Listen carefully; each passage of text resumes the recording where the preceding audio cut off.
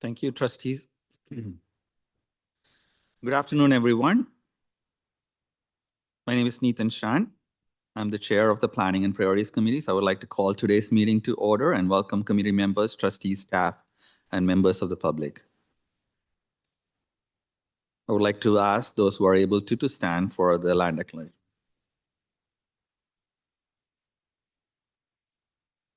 We acknowledge we are hosted on the lands of the Mississaugas of the Anishinaabe, the Haudenosaunee Confederacy, and the Wendat.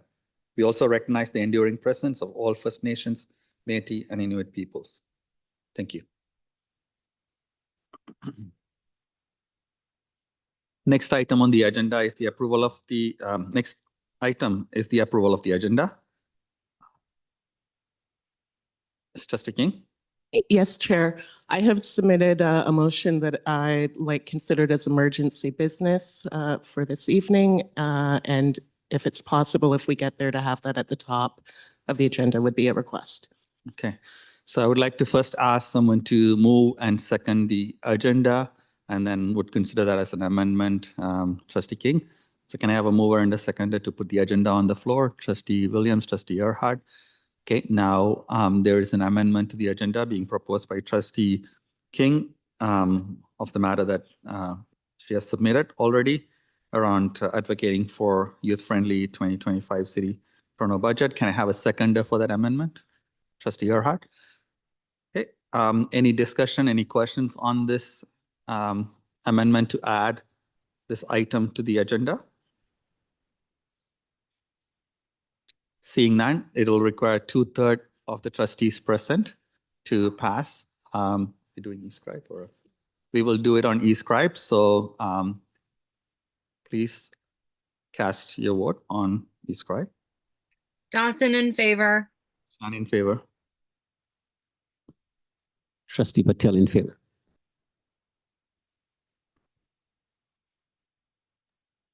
Trustee Nunziata in favor.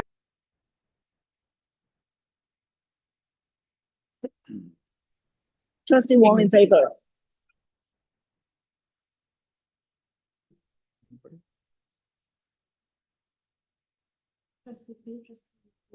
Trustee McLean.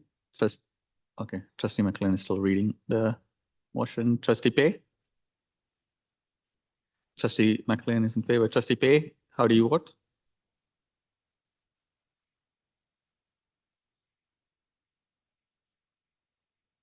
Do you vote already? Trustee Arts and Trustee Pay.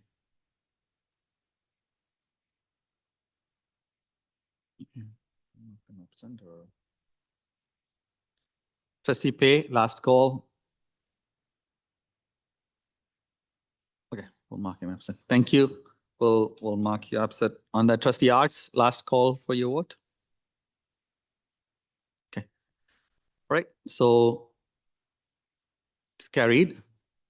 So we will add that item to the agenda. That will be the last part of the agenda after the item. So it will go right after. It'll be 6 point. Yeah, or it'll be 7 technically under staff report and then. So. Chair, if it's possible, it's a youth-related motion, and I know the student trustee here has an interest in speaking to it. Is it possible that we might move it earlier just to help accommodate the student schedule as well? You can do it right after 5. Thank you. That's okay. Yeah, thank you. If there's no major opposition to that. Thank you. All right, so now to the amended agenda. Can I have, we already moved and seconded. Can I have a show of hands? All those in favor? Aye from the people online. Aye. Thank you. Anyone opposed? Okay, that's carried. Thank you. The agenda has been approved now.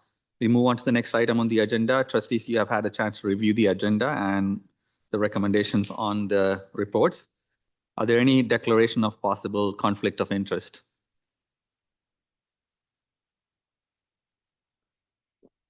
Okay, hearing or seeing no one raising their hands to declare a conflict, a possible conflict of interest, we would move on to the next item. Next item is delegations. Delegations are allowed for the public to address committees of the board and are designed to ensure that members of the public can provide information and perspectives to trustees as we navigate the decision-making process. Delegates are reminded that they are to provide their input in a respectful and constructive manner and should not engage in any behavior that's contrary to the board's code of conduct, human rights policy, or delegation procedure. We have 3 delegations tonight. Each delegate was provided with the delegation number. You will have 5 minutes to present your delegation. You will hear a bell when it approaches the end of your time. Trustees may ask questions of clarification following your delegation as well. So please stay after the presentation. Please stay with us so that we can ask you questions if trustees have it. Each trustee will have 3 minutes to do so. That 3 minutes includes the response time as well. Okay, we will move on to the first delegate. Just give me a second. Okay, we have 3 delegates. They are all on the item of 6.1, temporary relocation of Pape Avenue Junior Public School and Childcare to 540 Jones Avenue. I have Julia McLeod, first parent at Pape Avenue Junior Public School. Hi. My name is Julia McLeod, and I'm a parent of 2 kids at Pape. I've been a member of the Pape CLC, the liaison committee with Metrolinx for the past 2 years, and I'm a member of the Pape Parent Council. I'm speaking today on my own behalf to advocate against the relocation of Pape School. While I agree that Metrolinx has not always been the most transparent group to deal with, and I'm conscious of the disruption that the construction has caused and will continue to cause around the school, I very much believe that the downsides associated with the move outweigh the downsides of staying in place. To give one example, the staff report cites that Pape will lose access to 1/3 of its yard due to construction for a portion of 2026. But the Jones site has less outdoor space than Pape would, even if its yard was reduced by 1/3. In addition, the Jones site is far for a meaningful portion of the Pape community, my family included. I understand the TDSB will provide busing, but that does not support kids who are in extended care because both parents work. Many families rely on being able to access the school and childcare by foot. In addition, many families rely on aftercare facilities that provide walking programs from Pape. It is my understanding that there are no or very few such programs serving the Jones site. From an equity perspective, the burden of this move will be most keenly felt by those who have the least flexibility in terms of employment and transportation options. There is no doubt that the construction and relocation will be disruptive. However, my largest concern with the proposal is that, from my understanding at least, it is being tabled without a formal risk assessment outlining the specific construction risks that the relocation is intended to mitigate. The staff report indicates that the proposal is being made out of an abundance of caution, given factors like noise and changes to drop-off locations. But there are large-scale construction projects adjacent to schools all the time in Toronto. Without a formal articulation of the specific risks associated with this project, it's unclear under what conditions the TDSB would deem it safe for the school to return to its original building. Metrolinx construction in the immediate vicinity of Pape will continue until at least 2031, 6 years from now. What I understand to be the most disruptive aspect of that construction, microtunneling under the school, is scheduled to begin this January now and end by this September. It's very unclear to me what aspects of the construction will begin to be unsafe starting September 2025 and be fully mitigated by September 2027. The staff report cites that the school and childcare would be returned to their original location when the work is complete and the risk of ongoing disruption is fully addressed. But the work and disruption will continue well into 2031 based on Metrolinx's current schedule, and that's assuming the construction stays on schedule. Given the rationale articulated in the staff report, it's difficult to believe that this move will last only 2 years. The risk of ongoing disruption will continue well past then. In addition, none of the other relocations cited in the report have been for fewer than 3 years. Given the strong possibility that the relocation will last at least 3 or 4 years and possibly 6 or more, if the TDSB decides to relocate Pape, I ask that it allow displaced Pape students to move to their next closest school. My kids are 4 and 6. This relocation could easily last the entirety of their elementary school years. And I would rather move them now than live with the year-to-year uncertainty of where their school is located and what extended care is available at that location. In conclusion, first, I'm advocating against the relocation. This is an expensive move for the TDSB and one that is not fully supported by the school community. Second, if the TDSB proceeds with this move, I strongly suggest developing and communicating a formal risk assessment that clearly articulates the conditions that would have to be met in order for the school to move back to its original building.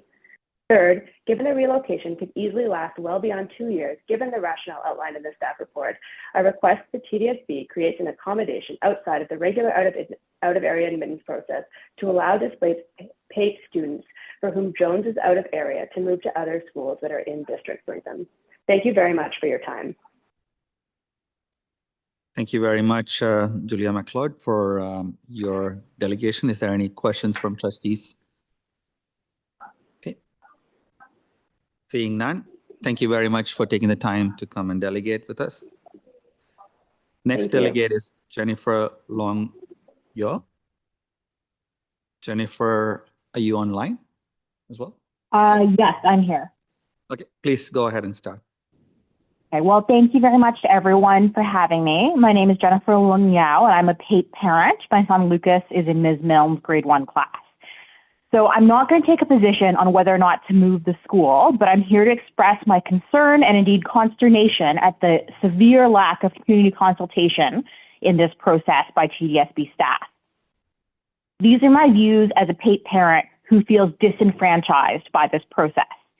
The only person who has been trying to keep the PAPE parent community up to date about the potential relocation has been Trustee Earhart.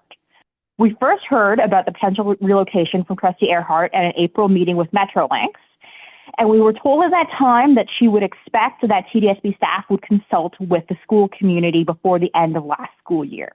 None of that consultation occurred.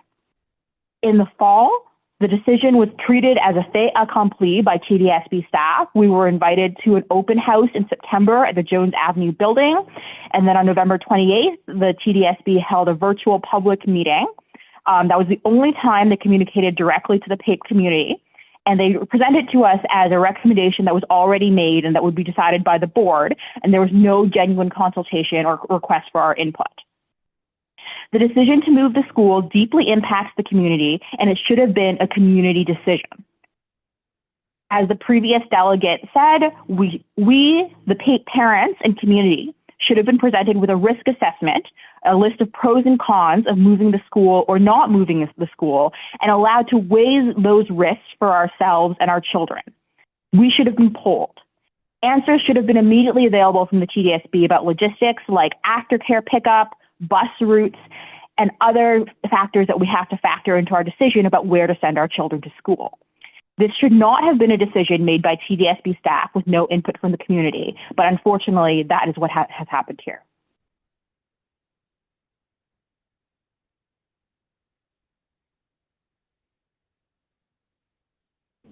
Thank you, Jennifer. Have you wrapped up your delegation? Yes, that's all. Yes. Okay.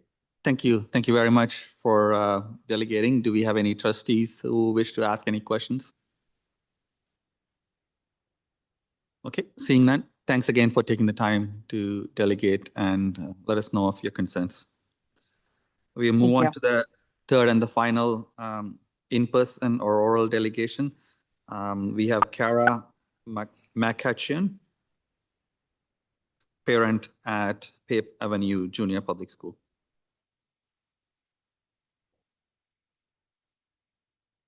Is the microphone on? Yes. Yeah. Great. All right. Well, good afternoon, members of the committee. My name is Kara McCutcheon, and I'm here today as a parent of 2 children who have been part of the Pape Avenue school community. My youngest son is currently a student at Pape, while my older son, who graduated from Pape, is now attending Riverdale Collegiate. Thank you for allowing me the opportunity to speak on this critical issue.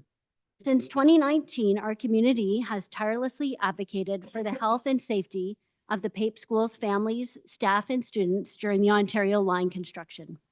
It was in 2019, during a parent council meeting, that we first learned about the Ontario line work in the tunnel's initial path under a small portion of the schoolyard. This information was shared by MPP Peter Tabbins and trustee at the time, Jennifer Story. Since then, the community and elected officials have come together to gather information, ask questions, follow up, and push for transparency. We have even formed a CLC, a Pape Community Liaison Committee. Over the years, the number of questions and follow-ups required to obtain accurate information has been staggering. In 2023, we finally received a draft health and safety plan from Metrolinx. However, a plan is only effective if workers adhere to it. And there have been many instances when this has not been the case. Adding to this is the lack of transparency around the noise levels. Machines operating directly outside the schoolyard frequently exceed workplace safety standards, emitting 80 to 110 dBA during the entire school day. Shockingly, there are no noise regulations for school children, and Metrolinx avoids tracking exceedances by averaging noise levels over an extended workday from 7 a.m. to 11 p.m., instead of reporting on the actual impact during school hours. Another concern is Metrolinx's recent decision to stop sharing full environmental and safety reports, opting instead to provide summaries. This is deeply troubling because past full reports have allowed us to identify critical issues they didn't highlight. For instance, soil testing at the Pape Ave school entrance, near where the schoolyard sits, revealed benzoapyrene, and it was only after persistent community pressure that they agreed to a safe removal process. This ongoing battle for transparency is exhausting and unsustainable. Additionally, our exceptional principal at Pape, Ms. Shea, has had to divert time and energy away from supporting staff and students to act as an unofficial Metrolinx supervisor. This, in my opinion, is a misuse of her role and resources, and quite frankly, unfair for her to endure. One of the most alarming developments has been the discovery of a potential sinkhole directly across from the school. This hazard has already led to the expropriation of 25 homes in the immediate area, including my own. If it's considered unsafe for families to live there, how can it be deemed acceptable for over 300 students and staff to occupy the school daily? Our children, educators, and staff deserve a safe environment, one that allows them to focus on learning and thriving without constant safety concerns. As a parent, I've seen firsthand the impact this situation has had on our school community. My older son's years at Pape were filled with opportunities for growth and learning in a supportive and secure environment. I want the same for my younger son, but the ongoing construction, noise, air quality issues, and structural risks are making that impossible. Instead of looking forward to school, our children and families are burdened by daily stress and uncertainty. We recognize that addressing these challenges is not simple, but it is urgent. Temporary relocation to the Jones School at 540 Jones has been identified as a potential solution, and I strongly urge decision makers to prioritize this. Our children's safety and well-being must come first, and they deserve a secure and stable place to learn and grow, free from the constant hazards posed by the safety conditions. I ask that you take action now. Prioritize the safety of our children and staff by moving forward with the relocation plans for Pape Avenue Junior Public School. I understand that change is often met with resistance, but I trust the TDSB to do what is right and find creative ways to minimize the transition's impact on families. Thank you for your time, and I'm happy to take any questions. Thank you very much, Kara, for your delegation. Any trustees have any questions to ask? Trustee McLean? Thank you, and through the chair. How many homes did you say were appropriated by the city?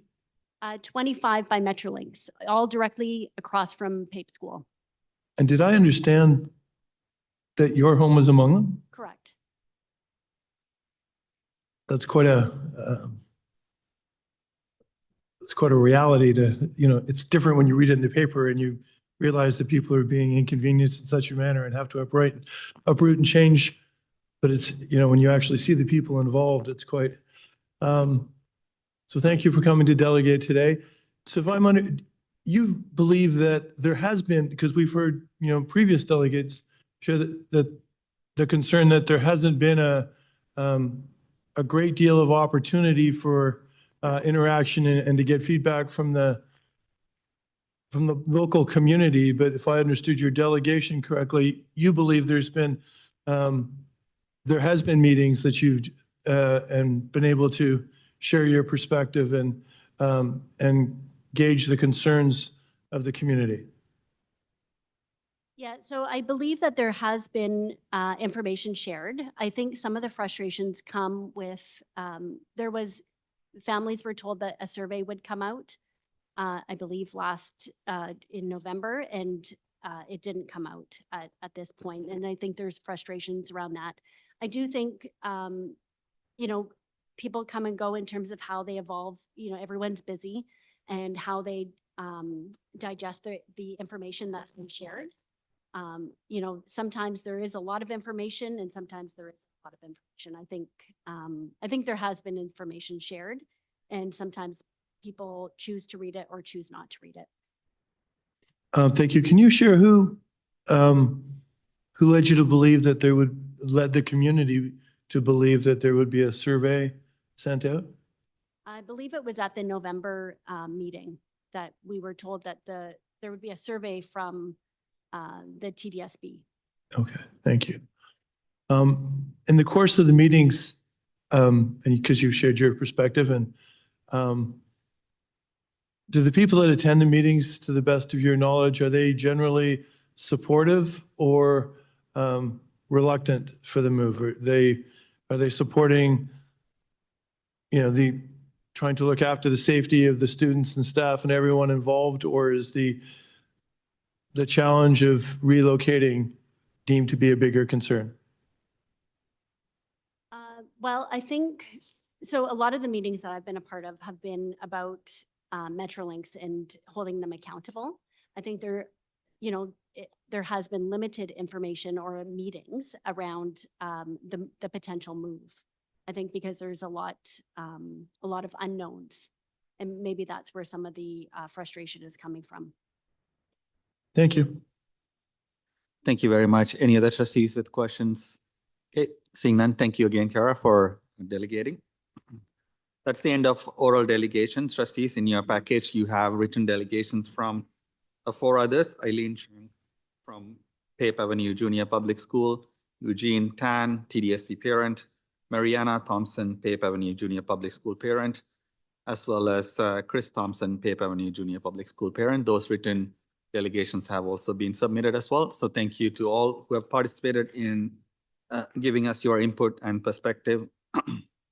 We'll move on to number 5 on the agenda, which is reports from trustees appointed to the Ontario Public School Boards Association. Trustee Williams, do you have any update to share? Hello, thank you. Through the chair, I'll provide the usual more detailed written update. Just a brief overview. There were meetings held in November 6th and 7th, the Education Program Work Group and the Policy Development Work Group. The Advocacy Day that usually happens where trustees have an opportunity to go to Queen's Park and highlight the core priorities and that have been identified by boards through OPSPA at Queen's Park.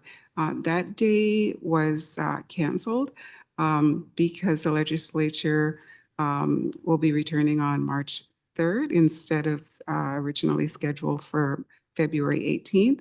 And the Advocacy Day was scheduled for February 24th. So that's been canceled, but there'll be discussion about how to advance those priorities when we have our executive council meeting. With regard to legislative updates, there were a number of templates shared by OSPA to assist boards with the new regulations coming in place.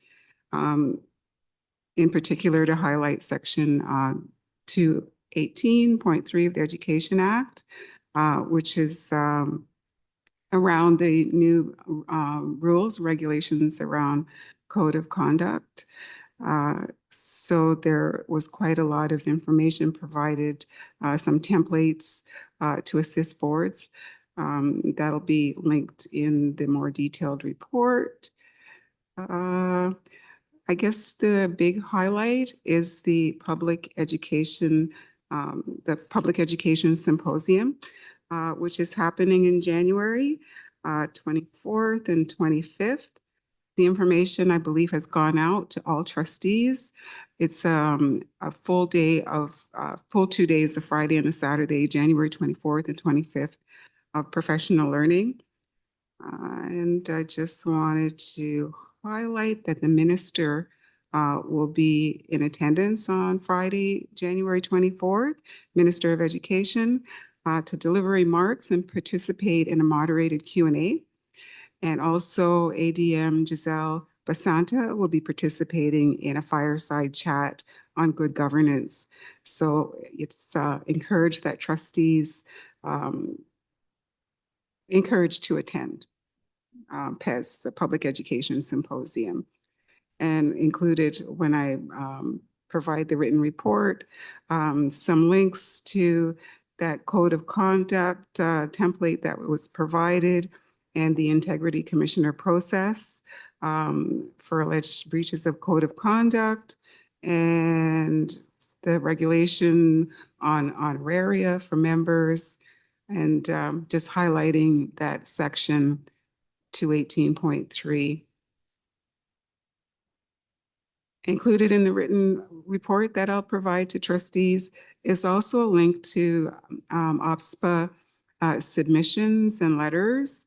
The most recent being on November 4th, OPSPA response to the Growing Success consultation, and November 12th, the OPSPA submission to the 2025-2026 core education funding consultation.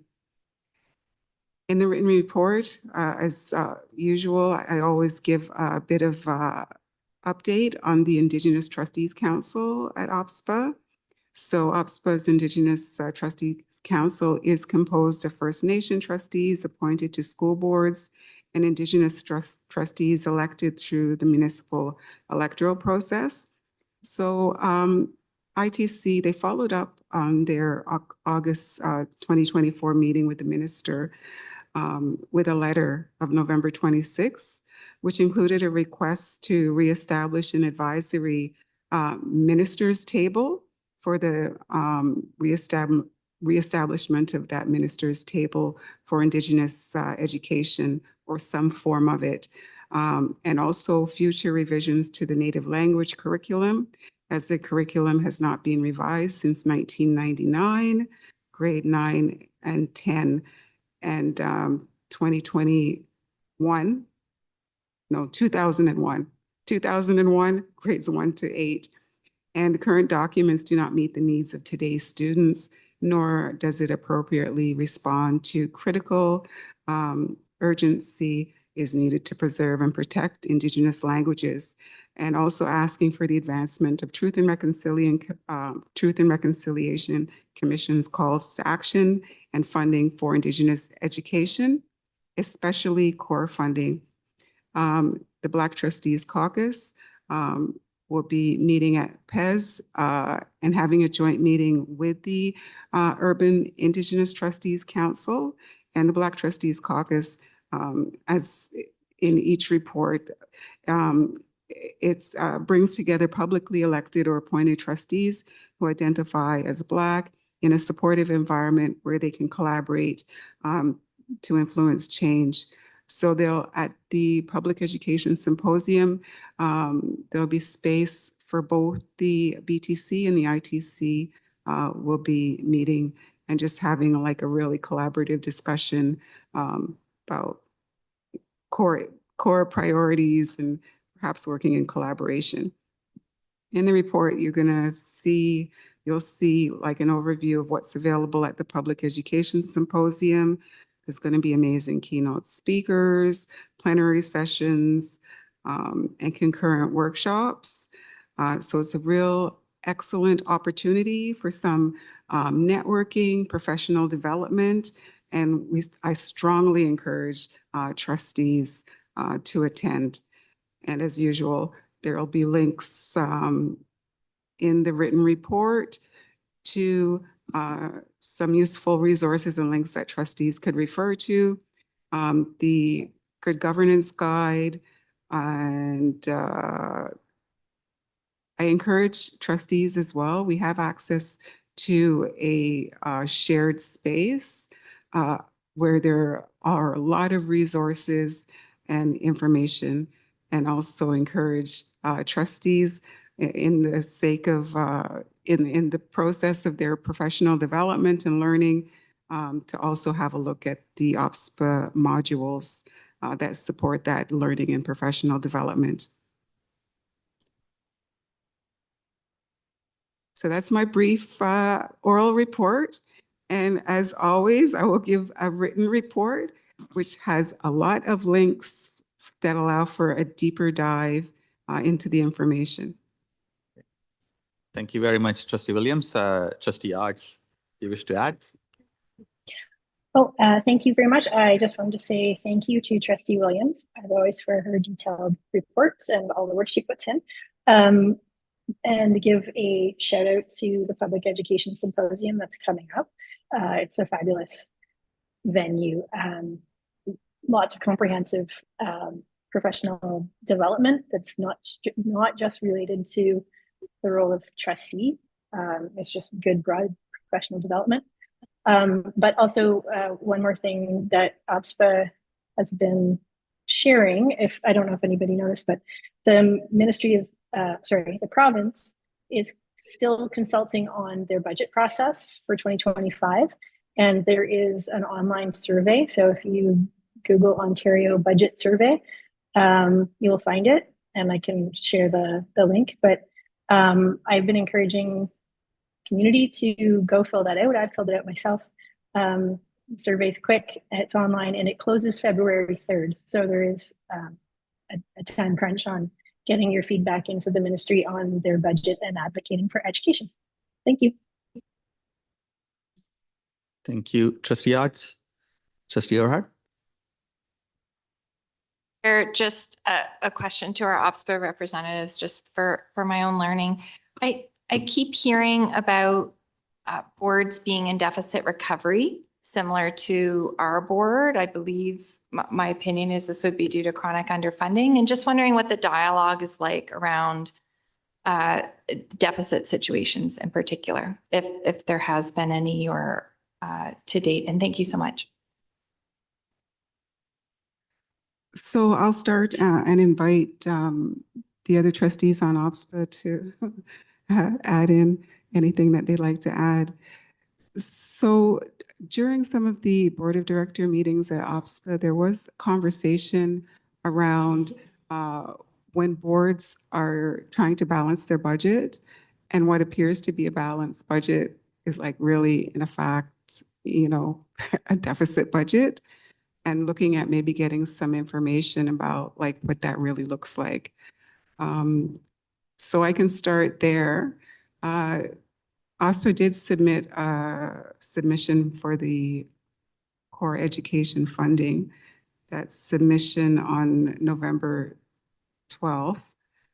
So there's a lot of detail there about the priorities that were identified. And I'll include that link in the update. And just thank you for just, it amazes me through the chair, just like how much information we're provided through these updates. And so thank you, Trustee Williams.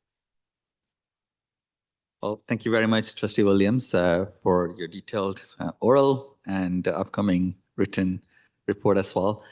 We will move on to the next item if there's no more questions on this item. As we discussed, we will be discussing the emergency motion that's been submitted by Trustee King and seconded by me. Trustee King, would you like to introduce the item? Through the chair, thank you. Good evening, trustees, staff, and public. So the motion that I've brought forward is advocating for a youth-friendly 2025 Toronto City budget. And I can speak to a bit of the background and the rationale for the urgency of this consideration, and then the content of the consideration itself, through you, Chair, if that makes sense in terms of the way that we'll vote. Yeah? Okay. So just in terms of the framing on the timing, the City of Toronto is currently in the process of developing their 2025 budget. And similar to last year, we've been approached by the Toronto Youth Cabinet to support a joint statement advocating for a youth-friendly budget that would prioritize children and youth interests. It is time-sensitive based on the city's budget process, which will see deliberations by the Finance Committee wrap up on the 24th. So that's late next week. And the Toronto Youth Cabinet is interested as part of their strategy in issuing a joint statement as soon as possible next week prior to that date to allow for time for the council to consider what's being brought forward. So if we consider this today, then it allows us the opportunity, if we so decide, to get that feedback in alongside them. And if we don't consider the request today, we will lose that opportunity altogether. So hence the urgency. Just an added note, last year, the Toronto Catholic District Board also advocated and as a part of that joint statement, and they are considering the same motion at their meeting tonight. So we'll be feasibly prepared to release their statement if they do agree to support. Okay, so moving into the content itself. For anyone who's not familiar, the Toronto Youth Cabinet has been a very, very active voice as the official youth body of the City of Toronto. TDSB is developing a bit of a history of supporting their advocacy work that prioritizes youth in the budget. We've done this over the last 2 years. Specifically last year in 2024, there was a new approach and an exciting approach that saw the Toronto Youth Cabinet and the Toronto Catholic District School Board and Toronto District School Board come together to share a voice, and that was due to a lot of the groundwork of Student Trustee Bell working with the Cabinet. Through that advocacy, we were collectively very successful in that the 2024 city budget included the establishment of 3 additional youth hubs in priority areas.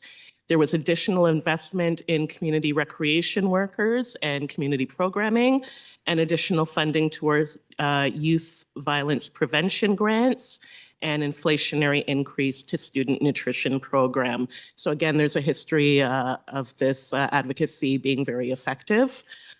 As we begin 2025, we know that the needs of children and youth remain very high, and the benefits of the youth-oriented programs and services remains very significant. I think as trustees, we're all very versed in what's happening in our system and our schools and some of the limitations therein. But what I can do is share a little bit of what's happening in our communities as well, with the support of some information from Toronto Youth Cabinet. So just a few, 3 quick information pieces, just understanding again what's happening in community. In terms of public library use, over 25% of all of the programming that Toronto Public Library does in the city happens in their youth hubs. A quarter of their programming is happening in the youth hubs. The level of interest and usage by young people is tremendous in these spaces. If we move on thinking about the shelter system and housing security, according to the data from Toronto Shelter and Support Services, as of January 8th, so looking at the top of this year, 1,157 youth currently experiencing homelessness, and that's just based on numbers of youth who come in contact with the shelter system. So that's not even counting the roughly 2,000 youths that are experiencing hidden homelessness as well. And then final point around youth employment. The youth unemployment remains extremely high as of December 2024. The unemployment rate for youth age 15 to 24 was 14.4%, and that's double the average of the national unemployment rate. I can go on with many stats. I think we all understand the need. So this year, Toronto Youth Cabinet has approached us with a very similar opportunity to collaborate, and the request is within the resolution here in the motion, and it is that the chair send a detailed joint statement with the Toronto Youth Cabinet to the Mayor of Toronto and Toronto City Councillors focusing on the prioritization of youth in their budget. They are requesting that the statement is specific about noting the exceptional challenges faced by children and youth in Toronto and the critical importance of the investments that are required to support their well-being Trustee so King? that they achieve their full potential. Trustee King, we ran out of time a few seconds ago, but if you want to wrap up, or we can put you back in things. You can put me back on. And I know that you're seconding, so maybe you would like to continue. Sure. I'll pass the chair to Vice Chair Patel. Thank you, Trustee Shan. Go ahead. Thank you. I'm very pleased to second this motion.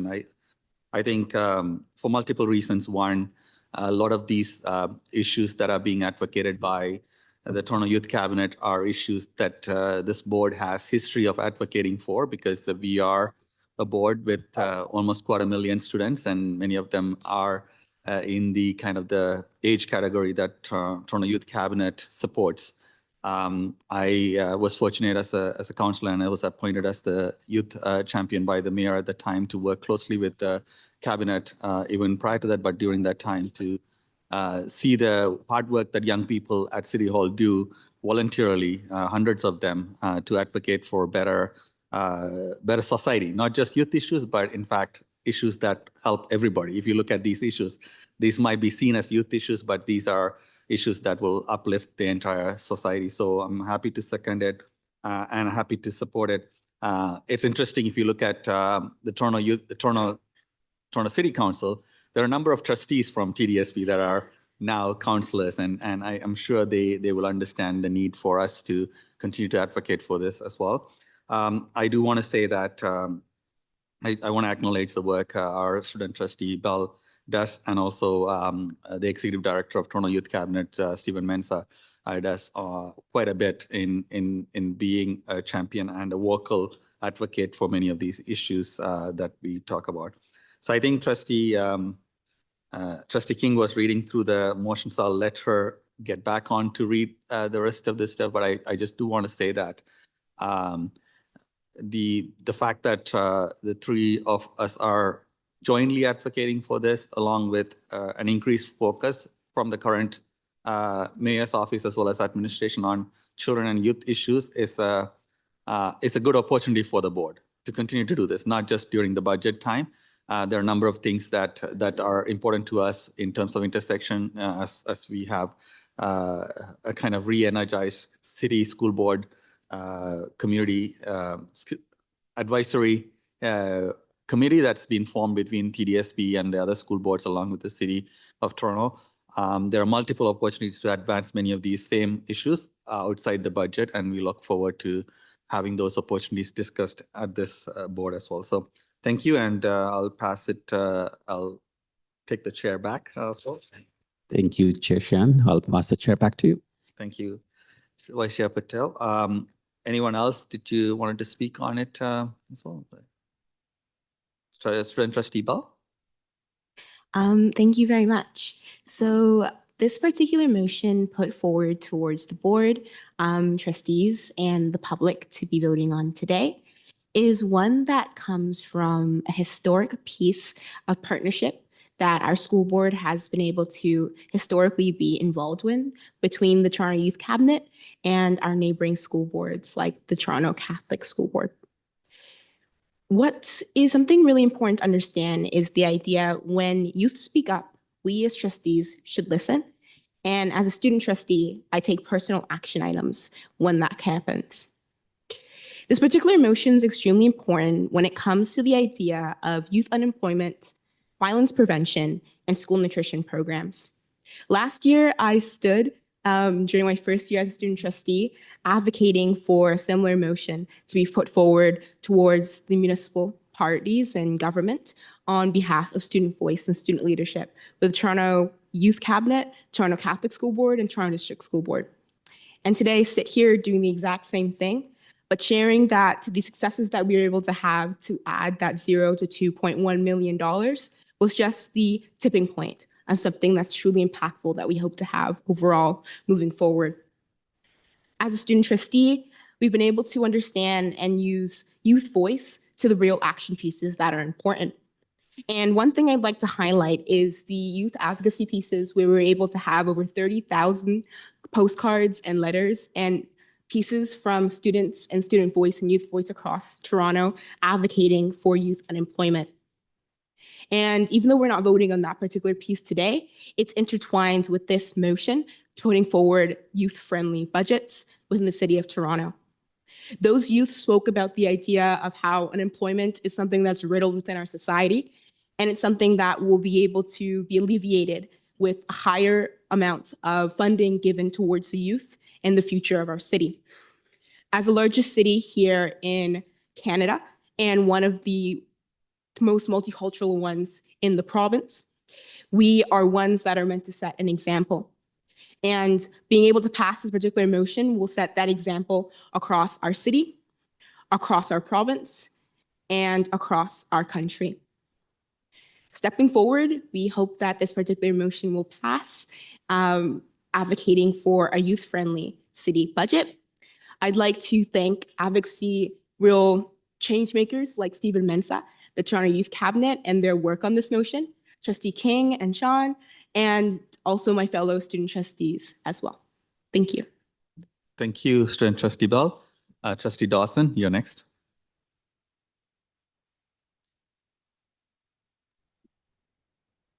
Good evening, everyone, and through the chair.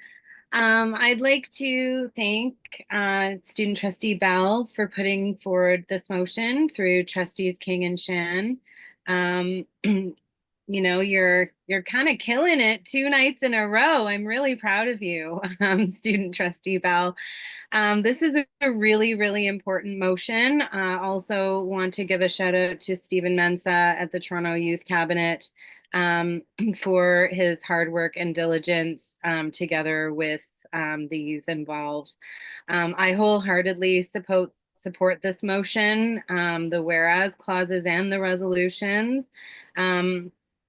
I would just ask that when, if this passes, when the chair writes the letter, that there be something in here about recreation programs.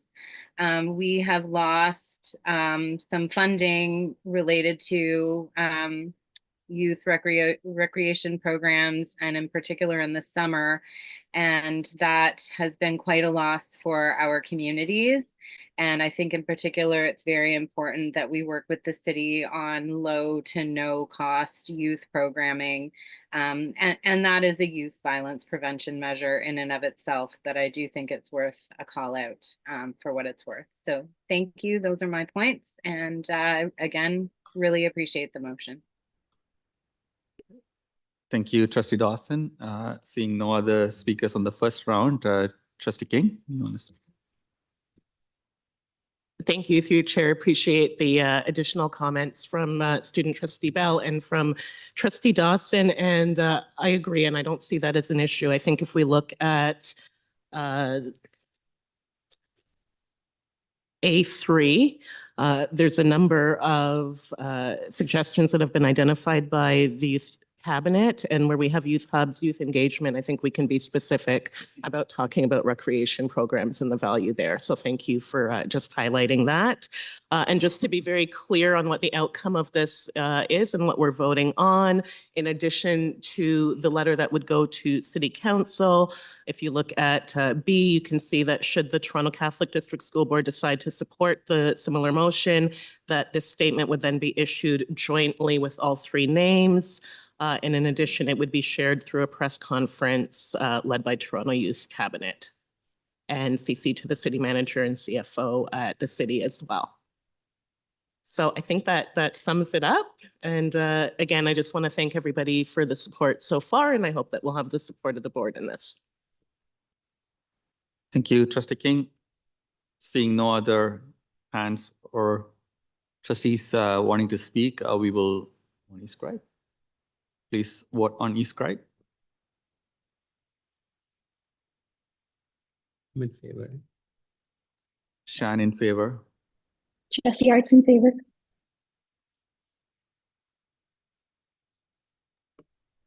Trustee Nunziata in favor. Dawson in favor. Lee is in favor.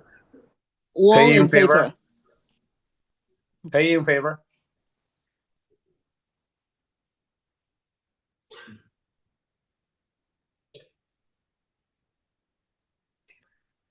Great. That's great. Thank you very much. That passes unanimously. We will move on to the next item. Sorry, we're going to do a roll call of trustees who joined. Hastings is here, so anyone else online who joined late, please let us know if you weren't there for the roll call.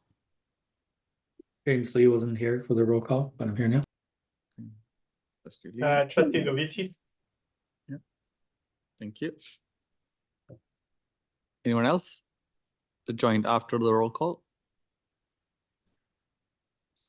Okay, thank you, trustees. We now move on to staff reports. We will move on to the first staff report that deals with, one second.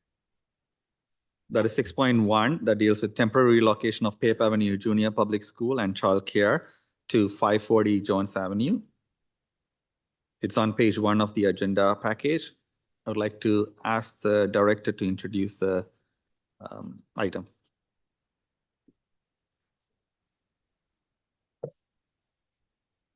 I will turn this over to Executive Officer Pachetti.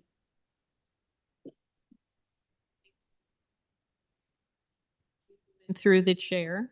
Before I turn this over to System Officer Daniel Castaldo, who will take you through the report, I would like to acknowledge the work of Principal Shea, the advocacy of Trustee Earhart, as well as the advocacy of parents of Pape Public School, Pape's Children's House, and other community members who, along with many TDSB staff, have devoted a lot of time to trying to understand and respond to the construction of the new subway tunnel under Pape Avenue.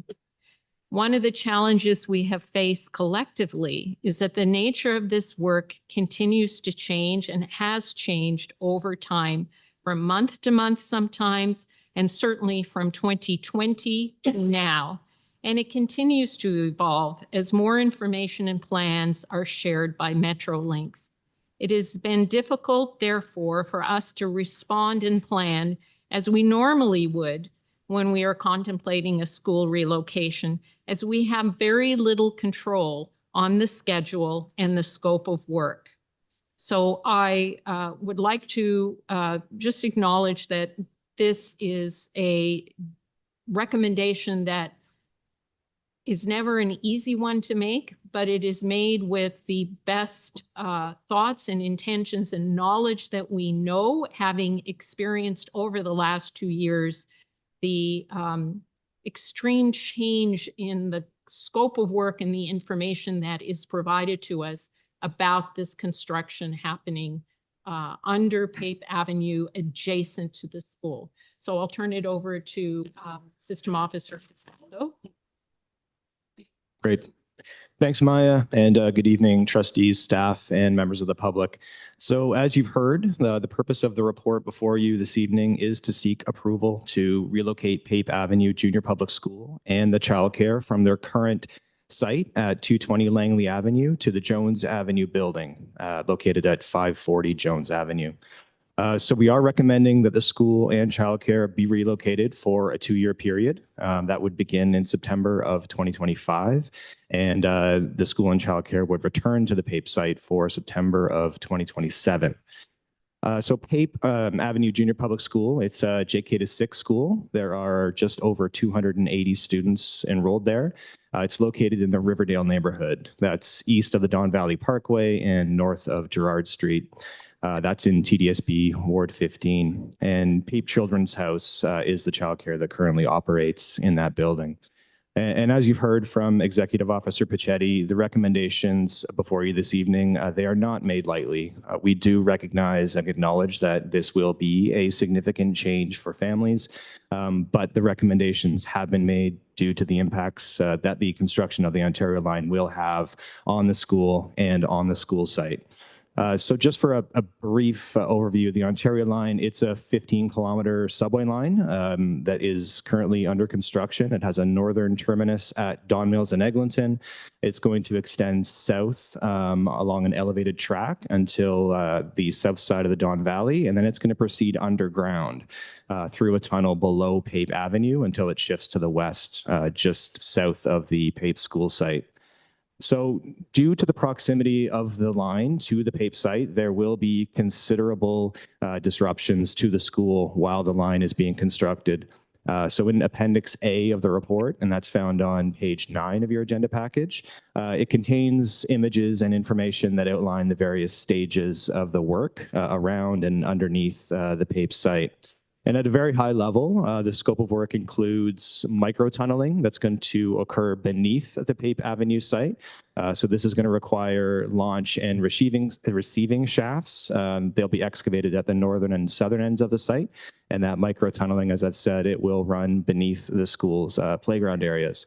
There's going to be storm sewer and water main excavation and replacement along Pape Avenue directly adjacent to the school site. There's demolition of a strip of residences just to the south of the school at 388 to 402 Pape Avenue. And finally, there's the actual boring of the subway tunnels that will use the much larger tunnel boring machines, or TBMs. So over the summer, Metrolinx notified us of an exclusion zone that's going to be created as those TBMs make their way below Pape Avenue. And that exclusion zone, it's essentially a restricted area. And it's been created for safety reasons due to concerns around ground conditions. And it includes a portion of the Pape site. So on page 11 of your agenda package, you will see an aerial photo of the site with the exclusion area that identified on it. So you'll note that it does extend right onto the site and up to the eastern wall of the Pape building itself. That exclusion area includes the school's playgrounds, meaning that they won't be accessible to the school. And as you've heard, Metrolinx has also expropriated 25 homes along Pape Avenue. They also fall within this exclusion zone, and those homes are directly adjacent to the school site on the east side of Pape. So we've been working with Metrolinx over the past few years on this project. We've attended and held multiple working group meetings and community meetings. We have received technical reports and summaries from Metrolinx on the work and the associated impacts. But what we've received to date, it doesn't sufficiently address our concerns. And those concerns specifically relate to the noise, the dust, and the debris during demolition and construction, the perceptible vibration that's going to be experienced through the course of the school day due to tunneling adjacent to the school, concerns about how those factors are going to impact the learning environment within the school during the course of the day. There's also the loss of playgrounds, as has been mentioned. This is part of the reason, but not the only reason. But we're also concerned about how the student experience is going to be impacted while they use the remaining outdoor space, just given the level of intensity of construction that's going to be surrounding the site. There's going to be a high frequency of heavy machinery and trucks coming into and out of the immediate area. There will be rolling road closures, impact on traffic patterns, constantly changing pickup and drop-off areas for the school, depending on the stage of the work that is ongoing. And all of this, of course, is going to have an impact on the sense of safety that students and families will have when they arrive and depart school each day. And this is based on the current plan and timeline as communicated by Metrolinx. So if there are any issues that arise during construction that result in delays, then all of these impacts could be prolonged. So out of an abundance of caution, we are recommending that the school and childcare be relocated to Jones. And this removes any risks to the health and safety of students and staff. It also eliminates those operational disruptions and issues that will arise during construction. And we are very fortunate to have a holding school nearby. The Jones Avenue building, it's located in the neighborhood. It's approximately 1.2 kilometers north of the Pape Avenue site. And in Appendix B of the report, and that's on page 12 of your agenda package, you'll find a map that shows the location of these two sites. So the Jones Avenue property, it did experience a fire in 2019, but it has been fully restored and is now operational. We did hold an open house for the community, and that was back in September.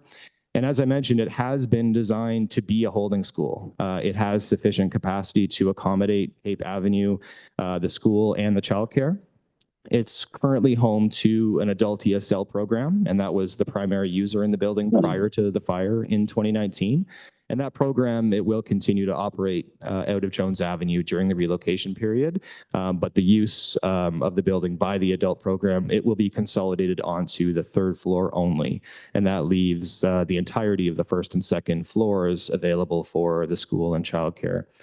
We've included floor plans of the Jones Avenue building in the report. They're in Appendix C, and that's on page 14 of the agenda package.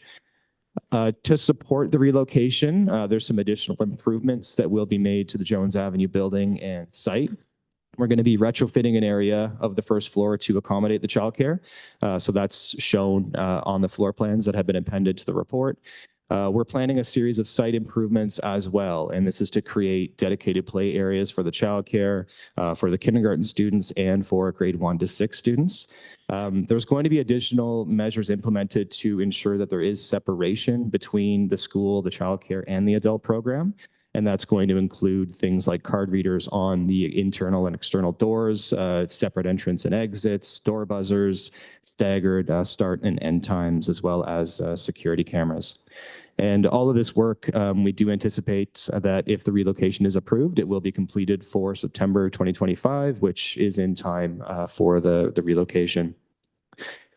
The Jones Avenue building, it shares a site with another school. That's Earl Grey Senior Public School, and it occupies the western portion of the property. So the entire site, inclusive of both buildings, it's approximately 5 acres. And an aerial photo of the site is in Appendix D of the report, and that's on page 15 of your agenda package. So if the school is relocated, there will need to be some sharing of amenities between the two schools. So for example, the Jones Avenue building, it doesn't have a full-size gymnasium. It has a smaller multi-purpose room, which is well suited for students in the younger grades, but students in the older grades would require access to the gym at Earl Grey. We also have opportunities for the pool at Earl Grey, the cafeteria at Earl Grey, that could also be explored as opportunities for PAPE. And areas of the site, they're going to be improved to provide those play areas for students in grades 1 to 6, and that includes augmenting and improving the running track on the Earl Grey site, which is a net benefit for current and future students of that school. And in your blue folders, we have included a copy of that draft master plan for the site, and you'll get a sense as to what some of those planned improvements may look like. Lastly, on that point, PAPE, it is a feeder to Earl Grey at grade 7, so there's already a community connection between the two schools. And another opportunity for us, if PAPE is to be relocated, it's to undertake a series of improvements at that building to address the renewal backlog there while the school is vacant. So some of the more intrusive or disruptive work that we could undertake includes things like replacing the mechanical or electrical systems, building facade updates, and improvements to the site. So with the school vacant, no students or staff there, it would allow us to undertake that work fairly expeditiously. So in terms of sharing the recommendations with the school community, we did hold a public meeting on November 28th with PAPE families. We had approximately 90 members of the public at that meeting.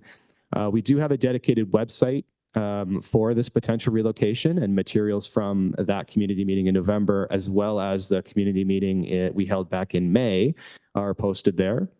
We also have links to the PAPE CLC meetings, the construction notices, information about the Ontario line. We have update letters that we've sent to the school community there. Both health and safety plans that have been provided by Metrolinx are also there, along with a peer review of those plans that was undertaken by an external consultant. We also have a frequently asked questions document that we will continue to update. So if approved, our next step will be to conduct a survey, and that has been mentioned by our delegates this evening. And the purpose of that survey will be to collect feedback from the community on the primary areas of concern. And that's going to help us really focus our efforts on developing strategies to ameliorate some of those concerns. It's also going to allow us to gather suggestions on the best way to engage with the community as this moves forward. A couple of final points, just in terms of transportation. The majority of the PAPE attendance area is within walking distance to the Jones building. There's a small portion of the attendance area that does fall outside of 1.6 kilometers, and that means that students residing in that area would be eligible for transportation. There's approximately 40 students that reside in that area, so we expect that only one bus would be required. And we have started that dialogue with our colleagues in the transportation department, and they're in the process of determining potential pickup drop-off locations as well as bus routes. Last point, there are ongoing negotiations with Metrolinx and the Toronto Lands Corporation, and this is around compensation for the impact that the work is going to have on the school. So the outcome of those negotiations and any funds received, they're going to be applied towards the costs of this relocation to and from the Jones building. So we will be bringing a subsequent report to you likely later in the spring with details on the outcome of those negotiations. So that concludes the presentation, and we'd be happy to answer any questions you may have. Thanks. Thank you. We have two trustees on the list. Others who wish to ask questions or make comments, please let us know. I'll start with Trustee Dawson. Thank you through the chair. Thank you very much for that very thorough overview of the situation. I have some questions. So first I'll start with the fact that I live near Eglinton and Oakwood, and the Metrolinx construction there is actually older than my son, who will be going into grade 9. So I'm just wondering, I'm a little skeptical of this September 2027 deadline. And I'm just wondering how confident our staff are in that deadline and what the plan would be should this issue or these concerns and safety issues be present for years to come as opposed to 2027. Sure. Thanks for the question. And through the chair, I'll start. So we've also included a recommendation that does speak to the ability to adjust those timelines. And of course, we would be providing adequate notice to the community if we were to shift them. But really, our concern is related to the work that will be happening directly underneath and adjacent to the PAPE site.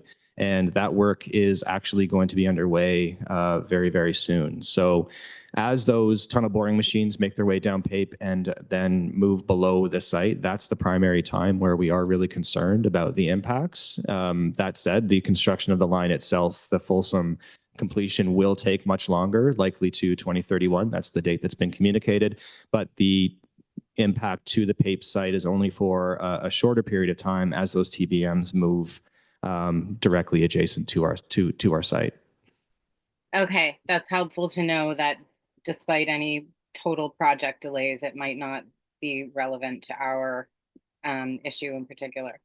Can you confirm whether there are adequate before and after care spaces at Jones for the PAPE students?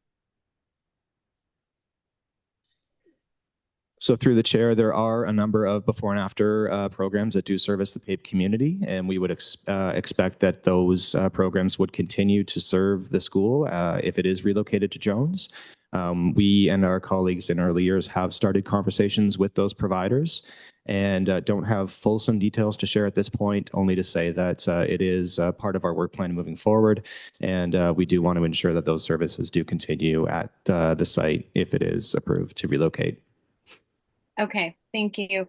And then just lastly, we heard from the public tonight about the lack of consultation, but you then provided quite a fulsome slate of consultation opportunities. So I just wondered, could you explain in a little bit more detail what this consultation looked like? Was it a consultation or were these information sessions? Through the chair, I would characterize them as information sessions. We held our first meeting in May of 2024. And at that time, we were sharing information about the work that Metrolinx will be taking, the potential impacts to the PAPE site. And we presented Jones as a contingency plan should the school need to relocate, but there were no recommendations made at that time.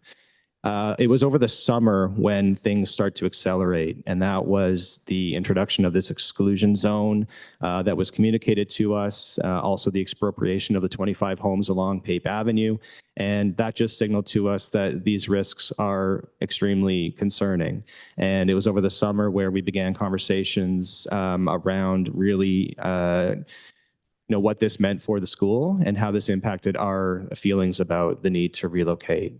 So through discussions as staff, through executive council, the recommendation was decided to relocate. And then after that happened, we did communicate through another community information meeting on November 28th what that recommendation was, the rationale for it, and why it had been made at this time. So there were the two meetings that were held as large community public meetings. I would characterize them as information sharing, because the first meeting was really about contingency planning, and the second was sharing a recommendation that had been made by staff. Okay. Thanks very much. And I appreciate all of the due diligence around this. I think, the safety and well-being of our students is our top priority at the TDSB. We've said this repeatedly, and I wholeheartedly believe that. So I will be supporting this recommendation, and I appreciate, again, all of the thorough work that went into it. Thank you.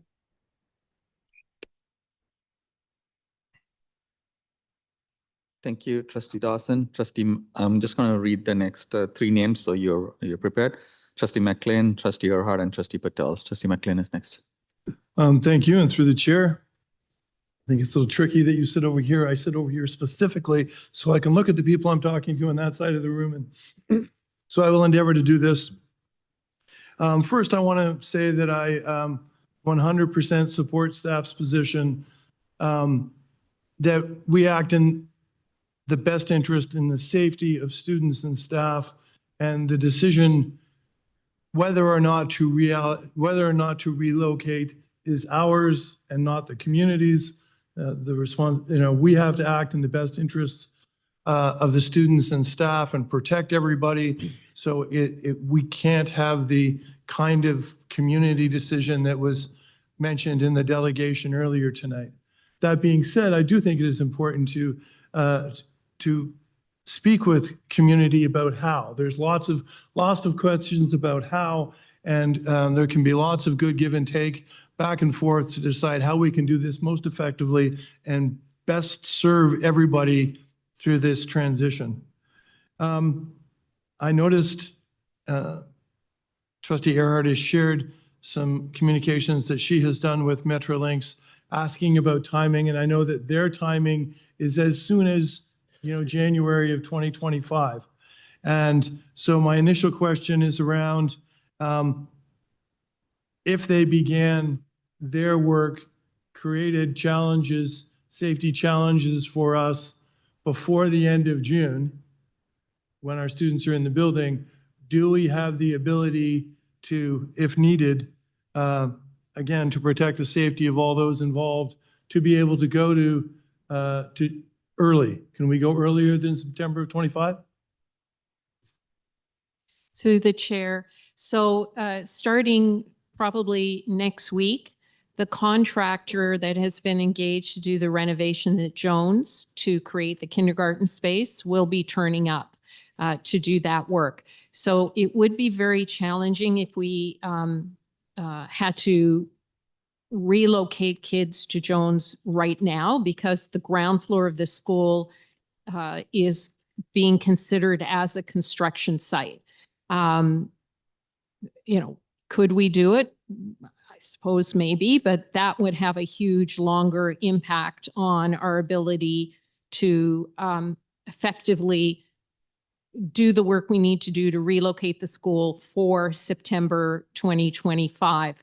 And there are the Jones building itself. We rebuilt that building. We restored that building as a phase one, recognizing that we were doing this work through an insurance-funded project. And we did nothing to the site, for example, because that wasn't included in the restoration work. So to relocate kids to Jones would be very challenging at this point. Thank you. Can staff speak to the ongoing efforts that TLC might be engaging in or staff is engaging in given that we are planning to vacate, the end of June, when they could then be freer and have less impact when we're obviously not using the building. Our efforts to request that they do their preliminary work while we have students in the building and, potentially do their more aggressive work that would create more impact past that, June date that we would leave the building. Can we talk about those ongoing efforts and negotiations between the parties?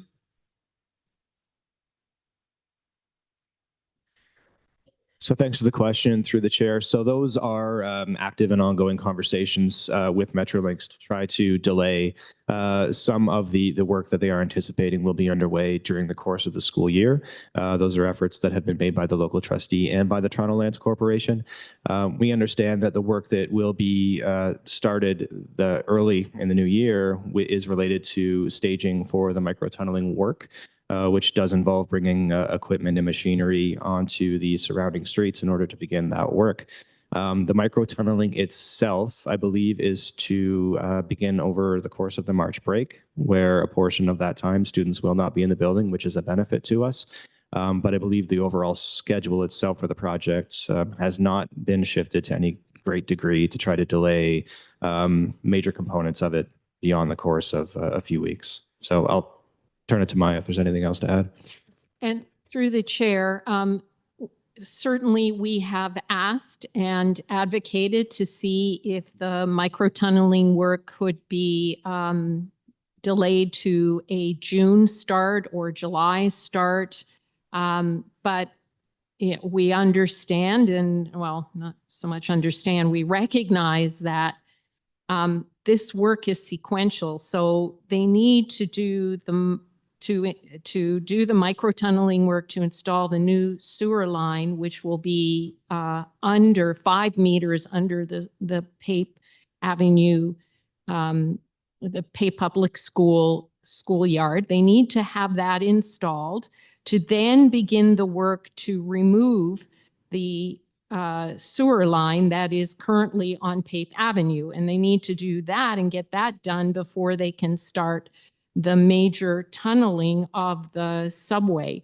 So their work is very, they have a process they have to follow in terms of sequencing. And their schedule is such that they do not want to delay the microtunneling work because it will delay everything else that they have to do. Okay, thank you. And again, through the chair.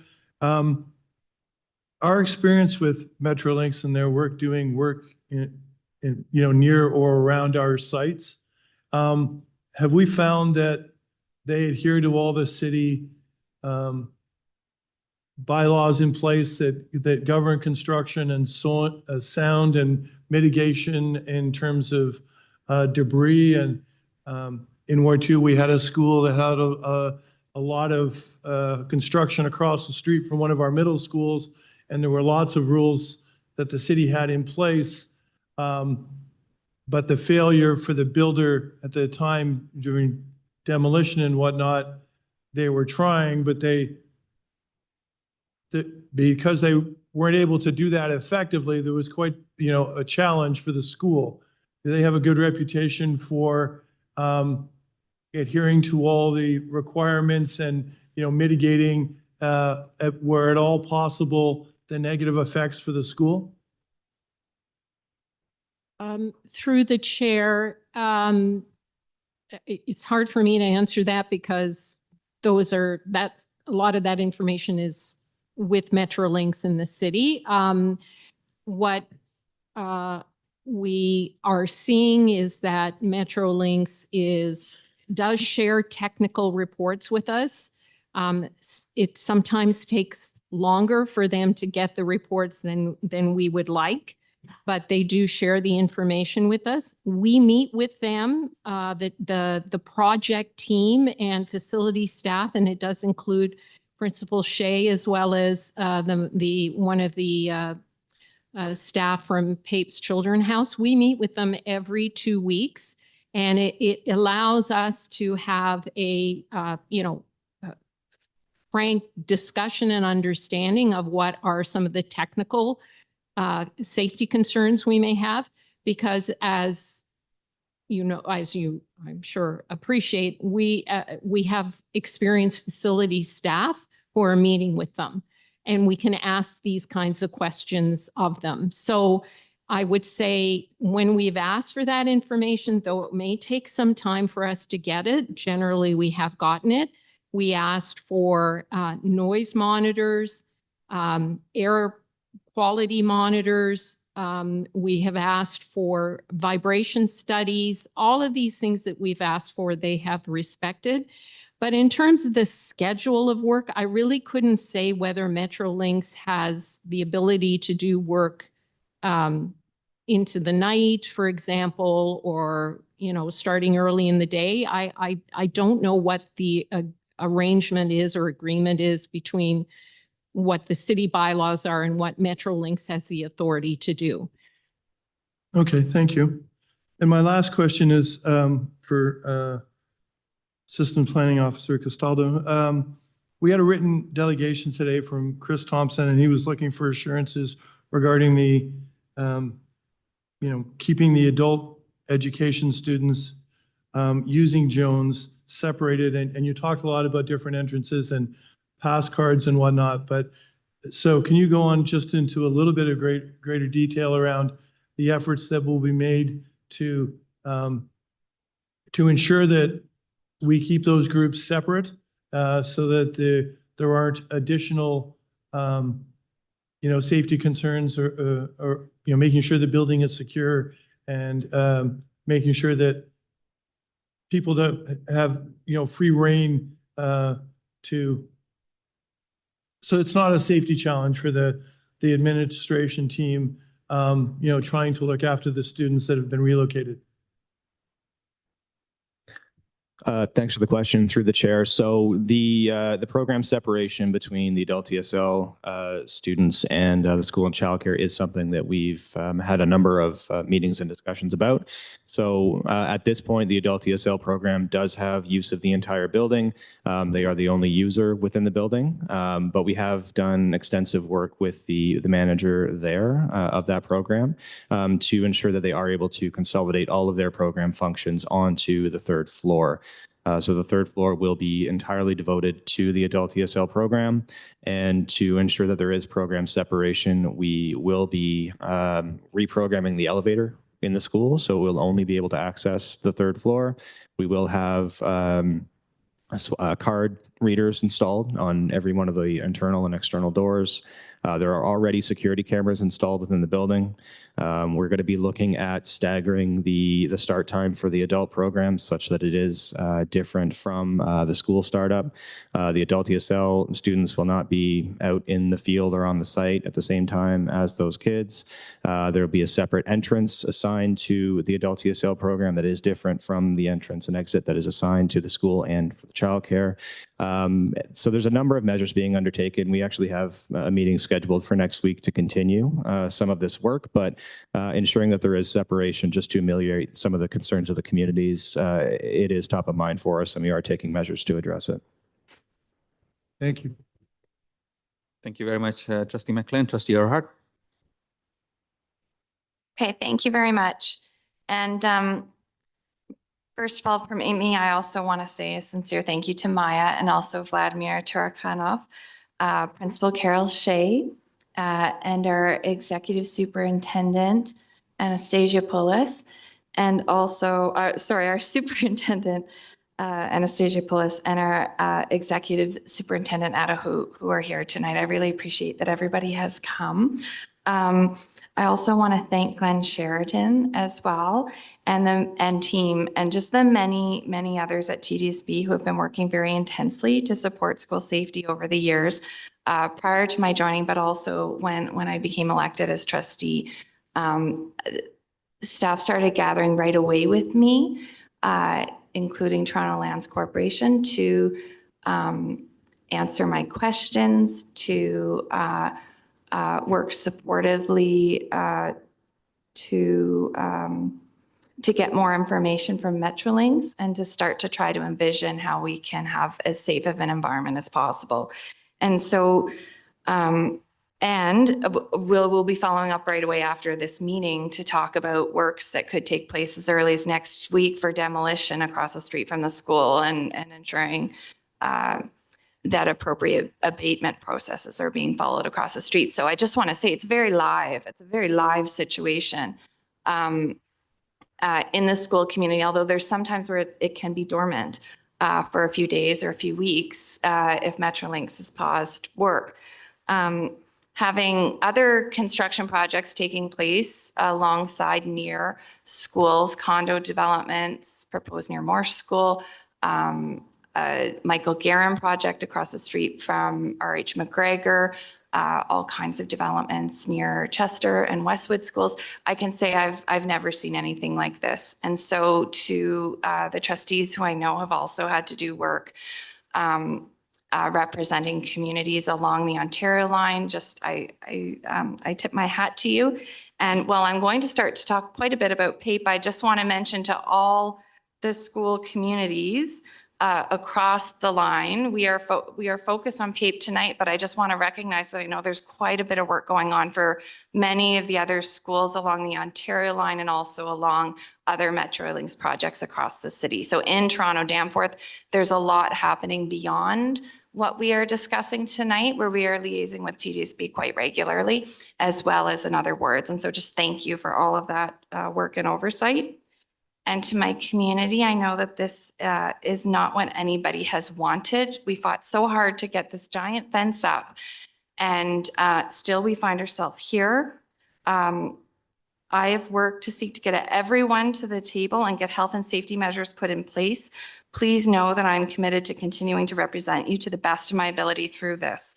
I have a few questions. Well, I have many questions. I'll probably have to go back on the list, but some of my questions were addressed by other trustees. So I'll start with what's being done to keep the school community safe prior to a relocation being possible. If we could hear a little bit more of some of the measures being put in place. We've heard about monitors and we've heard about meetings with Metrolinx. What else can be done between now and September while students are still at the PAPE building? Thank you. Thank you. And through the chair. So the next, well, there are two up and coming works planned. One is the demolition of some houses on Pape Avenue and Langley opposite the school. And we have asked and only recently received some of the information about how that demolition will be conducted, what kind of abatement work will happen. And so we're actively asking questions about that work.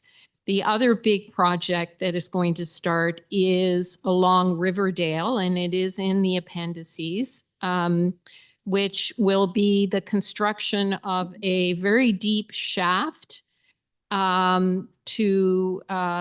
they need a deep shaft at one end of the microtunneling and another one at the other end of the microtunneling. And the one that is starting, or the plan at Riverdale, will probably start in the next few weeks. We have asked for a lot of information about that, and we haven't received very much information about that. But the construction, it's more a matter of what is the construction, what are the construction vehicles that are going to be put in place on Riverdale as that shaft is being excavated or cleared. So we have been asking for information from Metrolinx for that. And we've also asked that they consider extending the noise wall further up Riverdale. And that has been something we've asked from them. It took a while initially for that noise wall to be built because they actually had to design it and then tender it. But my understanding is they figured out how to do it so they could do it a little bit faster. But that may not be the approach they want to take. They may want to enclose the area right on Riverdale Street instead, and do whatever noise or dust mitigation there. But we're still waiting for that information. And then the other challenge is currently the drop-off pickup is back on Pape Avenue. But when they start the work on Riverdale, what impact will that have on traffic flow is something that we're monitoring closely. The communications from Metrolinx, when they are going to impact traffic flow, not only do they send it out to their mailing list of community members, but they send it to us and we post it through our school messenger through Principal Shea. So, we try to make sure that the flow of information is there. And as soon as we get it and we can review it and ask questions, the better. And that's something we've always stressed with Metrolinx. Okay, thank you. That's helpful. And it's also helpful to hear because I do believe Metrolinx has canceled its construction liaison committee meeting for this month. And so this may be one of the few public forums where my community can hear about these updates. Although I have and will continue to request that Metrolinx keep to its stated schedule of monthly construction liaison committee meetings, irrespective of what's taking place. So there was mention made of risk assessments. And so could staff describe to me just what kind of risk assessment has taken place in getting to this decision, this recommendation? And why hasn't there been a joint Metrolinx TDSB risk assessment? Both are creatures of the province. Why isn't that something we have? Thanks very much. So the risk assessment, there's no, and people talked about a pros and cons list and, valuation list. Because the situation is constantly evolving and we get information sometimes only days before a project is to start, it's very hard for us to develop that kind of hard line valuation. We have seen and experienced some of the disruption over the last year and a half. We have seen the impact it has placed on the school administration and the fact that children are playing in a schoolyard that has a huge 15-foot fence around it. And we have seen the disruption with the changing patterns, traffic patterns on the street. And there have been a couple that have been really, really challenging because they happened very quickly, didn't make sense. And, we had a principal out there trying to direct traffic, which is not something that should happen. We also learned this summer more about what the major tunneling will be under PAPE and with the expropriation of the 25 houses and the concern about some settlement issues. PAPE is an older building. There's, fair amount of asbestos in the building. We don't really want people to be in a building where there are settlement issues and noise and increased dust. So it is from that abundance of caution, because it's very challenging for us to predict from week to week what's going to be happening, that we made this assessment to relocate the school. Oh, and sorry, you had a second question, which was why are we not doing this jointly? I think it's important to note that we are two yes, we are both creatures of the province, one could say, a school board being funded from the Ministry of Education, but we have very different mandates. And Metrolinx, through the Ministry of Transportation, has a very clear and aggressive mandate to add more public transportation to the City of Toronto, which many of us have been stuck in traffic or taken public transportation. It's something that this city really needs. That's their mandate. It's very clear. Our mandate is to deliver the best education we can for our students. And so our understanding of what is a risk is different than their understanding of what is a risk. And so it's important that, you know, we continue to advocate on behalf. And I think we're getting preferential treatment because we are a school and we have students. And so we have a good relationship with Metrolinx, but they have a very clear mandate and it's not the same as ours. Okay, thank you. And with my time available, though I might like to go back on to speak about Jones, I'd like to ask one last question about PAPE. In community, I'm hearing concerns around leaving PAPE school. Very specifically, there is concern that the TDSB or Toronto Lands Corporation could try to dispose of PAPE school. I know of no plans of this nature, and rest assured, every single TDSB staff person, and I hope that every trustee knows that I would be fiercely opposed to any such proposal like that. But I would like to hear the staff response to these concerns. Thank you. Thanks for the question. And through the chair, there are no plans whatsoever to dispose of the PAPE site. It's certainly a core holding for us. It's in a part of the city where we are experiencing a plethora of accommodation pressures. And as I said, we are actively planning to invest in that facility while it is vacant if the relocation is approved. Thanks. Okay, that was very quick, but confirms my understanding. And thank you. Thank you, Trustee Earhart. We have put you down for the second round as well. Trustee Arts. Hi, can you hear me? Yeah, go ahead. Oh, thank you. Through you, Mr. Chair. I just thank you to my colleagues for all of their questions so far. They've covered most of mine. I just wondered if staff could comment on the length of time for the use of Jones School and impact on potentially other projects. We have an application in to build a new school at Secord.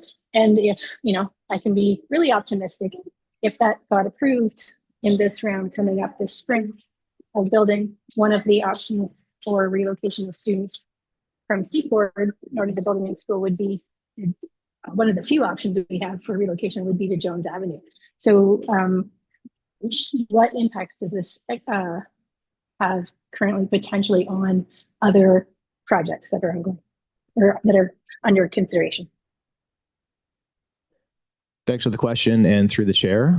So it is correct that Jones has been rebuilt to be a holding school, and that's intended to accommodate students in the event of major capital projects that we hope to undertake in the area through capital priorities or through the capital revitalization strategy.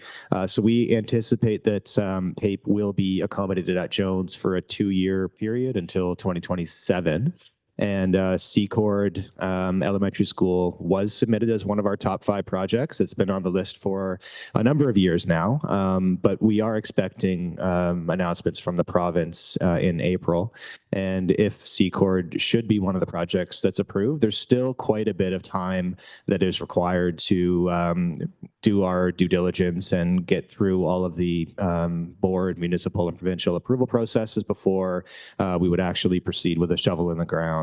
So site plan, for example, has taken us 18 to 24 months, which covers that 2-year period. But even in advance of that, we have to get board approval on the project, ministry approval to proceed with it. All of that adds up and will take us beyond 2027, even if that project is approved in the spring. Okay, thank you very much.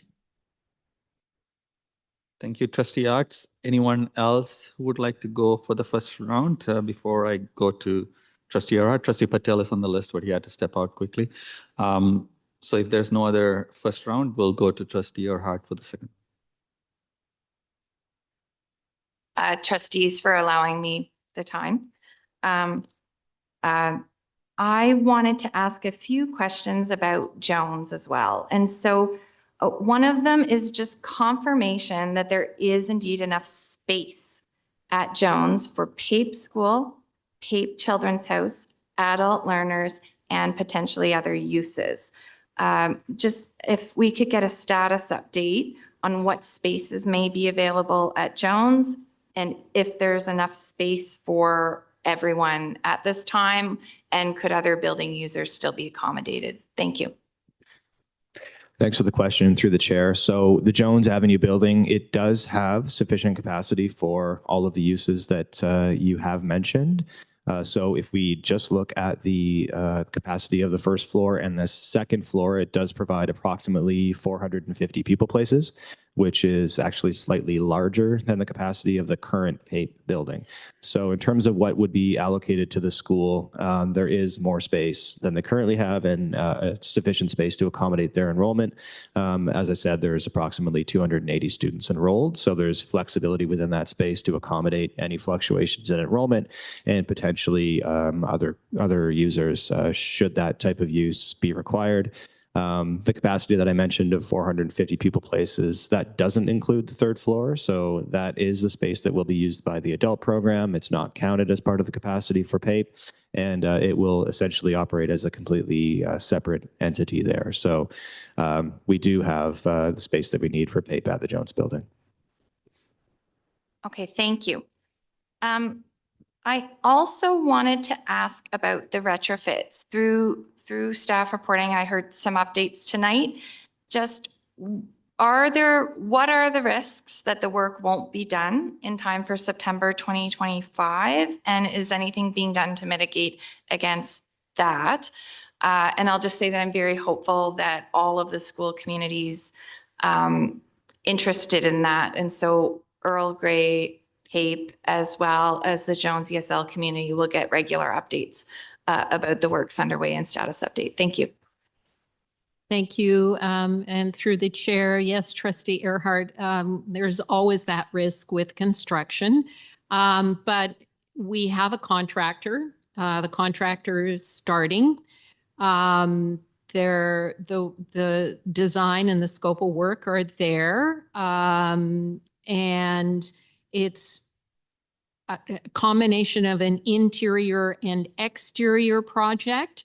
And we're following the project very closely, and senior team are being updated on a regular basis as the work progresses. But, you know, there are no 100% guarantees in construction, for sure. The one advantage with Jones is because it was restored, rebuilt, we have up-to-date drawings. We know what is in Jones. There should be no surprises. So I think it's a relatively straightforward project. The interior work is actually not that significant when you think about it. It's converting a few rooms to create the childcare rooms. And then there's some pretty extensive exterior work, but because the building is not occupied, we can start the Jones exterior work early in the spring, and then focus on the Earl Grey field work in the summer as a way of sort of spreading the work out a little bit more over time. So we have that luxury of not having to do this work in our usual compressed 8 weeks in the summer, quick, everybody get in there, because the building is occupied by the ESL program on the third floor. So we can very easily separate their occupation of the building to the construction work that's happening. Okay, thank you. That's very helpful and much appreciated. And then I also wanted to ask, and has been mentioned before, what would need to be in place for PAPE School and childcare to be able to return to 220 Langley? And so the recommendation is for 2 years, but what would staff be looking for to be in place to make that determination? And how will that criteria or the decision-making around a return be communicated? How are we envisioning that? Thank you very much, and through the chair. So our the main thing we will be looking for is that the tunnel excavation, the way they are doing the tunnel, and the tunnel excavation will be beyond the PAPE school property, as it were. It'll be further up Pape Avenue and away from the school. Now, I recognize that there's still going to be disruption on Pape Avenue to traffic and so on, but the proximity of that tunnel work and the exclusion zone, if that is moved on up, that is the main thing that we would be looking for. But, you know, as I've mentioned before, this is a constantly evolving situation for us, and we monitor it closely, as does the community. And so we will continue to provide updates to the school community through the school newsletters and messages, and like yourself, continue to advocate for those community liaison meetings, because they're very important in passing on information. So our intent is to continue with updates and information as the work progresses. Okay, thank you very much. I think those are all of my questions, and I really appreciate the fullness of the responses. I really appreciate them. I did have an amendment to introduce, but perhaps I could get back on the list to introduce at the end of questions. Sure. We only have Trustee Patel on the list so far, so we'll go to Trustee Patel and come back to you, Trustee. Thank you, Chair, and thank you, staff, for the report. I have some technical questions. I'm not sure if staff can answer those questions. Before we prepare this report, did we had any consultation with TLC? Through the chair, thank you very much for that question. In fact, TLC has been involved in this conversation with Metrolinx since 2019, when we first began to realize that they're going to be putting a new sewer line under our schoolyard, under our school property. So that began the conversation. So TLC has been involved, and they are in fact the ones who are negotiating the permanent easement and all the financial information. In fact, Wilbur Wong is here from TLC online if you have any questions from him directly.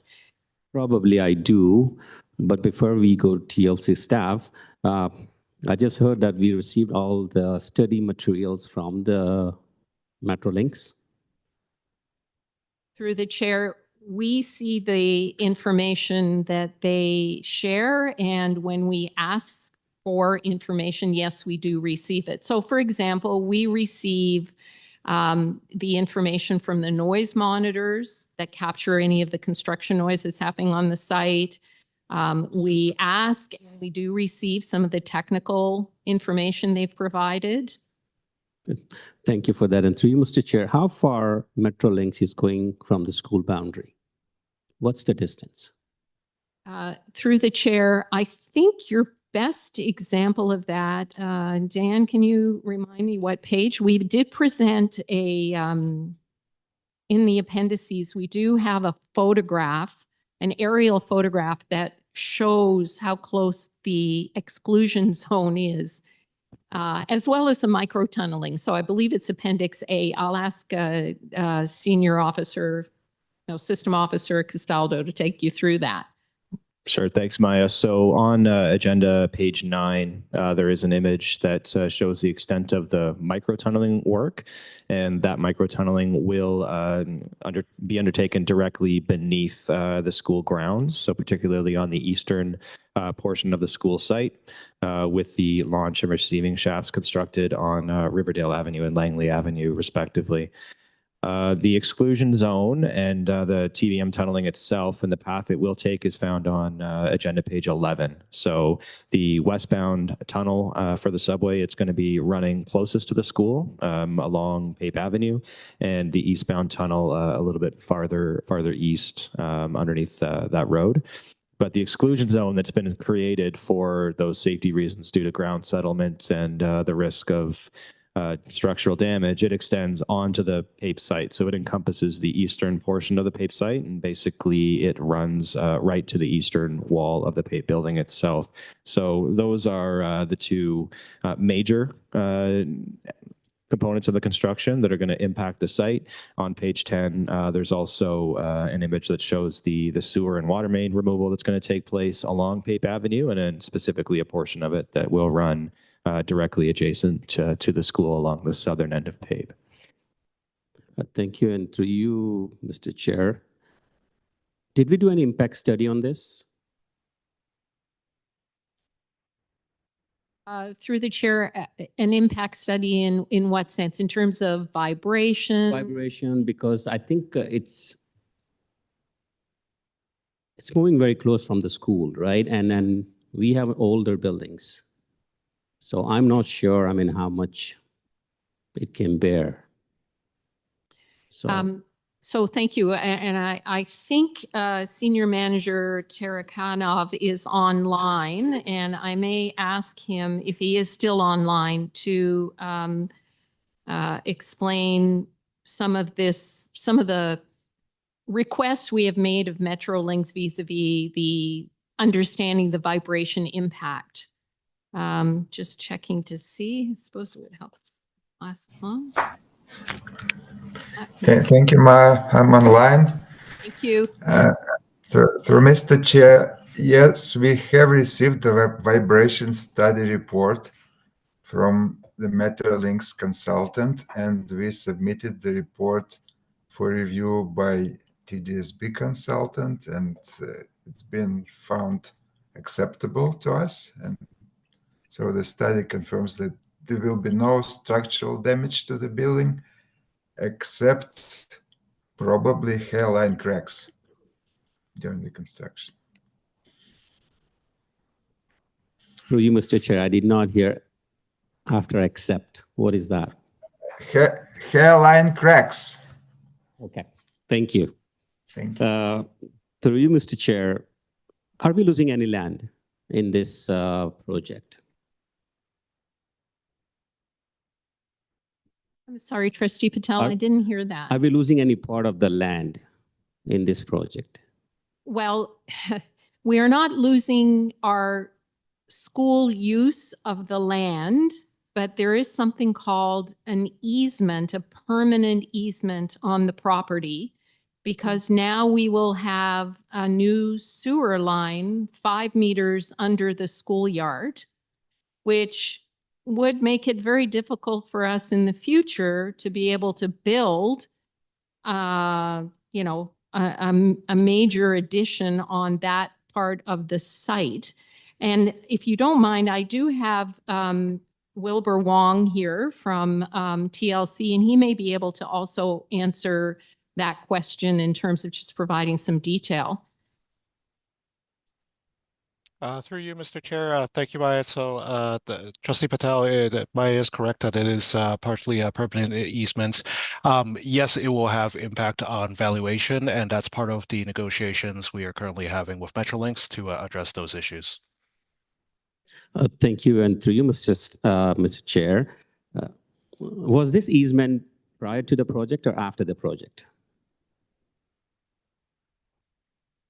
Go ahead, Wilbur. Through you, Mr. Chair, I believe this is the prior as part of the original 2019 when we found out they need to put the sewer through. I believe the intent in the beginning was to have a negotiation and had led to the expropriation. Thank you. And my last question to you, Mr. Chair, are we receiving any compensation in this? Through you, Mr. Chair, certainly there will be compensation. It has yet to be negotiated. I believe we haven't actually even received the initial offers yet, but it is an ongoing process that my staff are currently pursuing. And just to further describe it, there will be compensation for the permanent easement, of course, but there is also the other side, which is the compensation for the disruption to any other business or home that has been expropriated. So certainly that, if it has made a relocation over to Jones, then that would have some value as well. So we are pursuing both of those from Metrolinx. Great. Thank you, staff. Thank you, Chair. Thank you very much. Seeing no other speaker, I'll go to Trustee Yorhart for the amendment.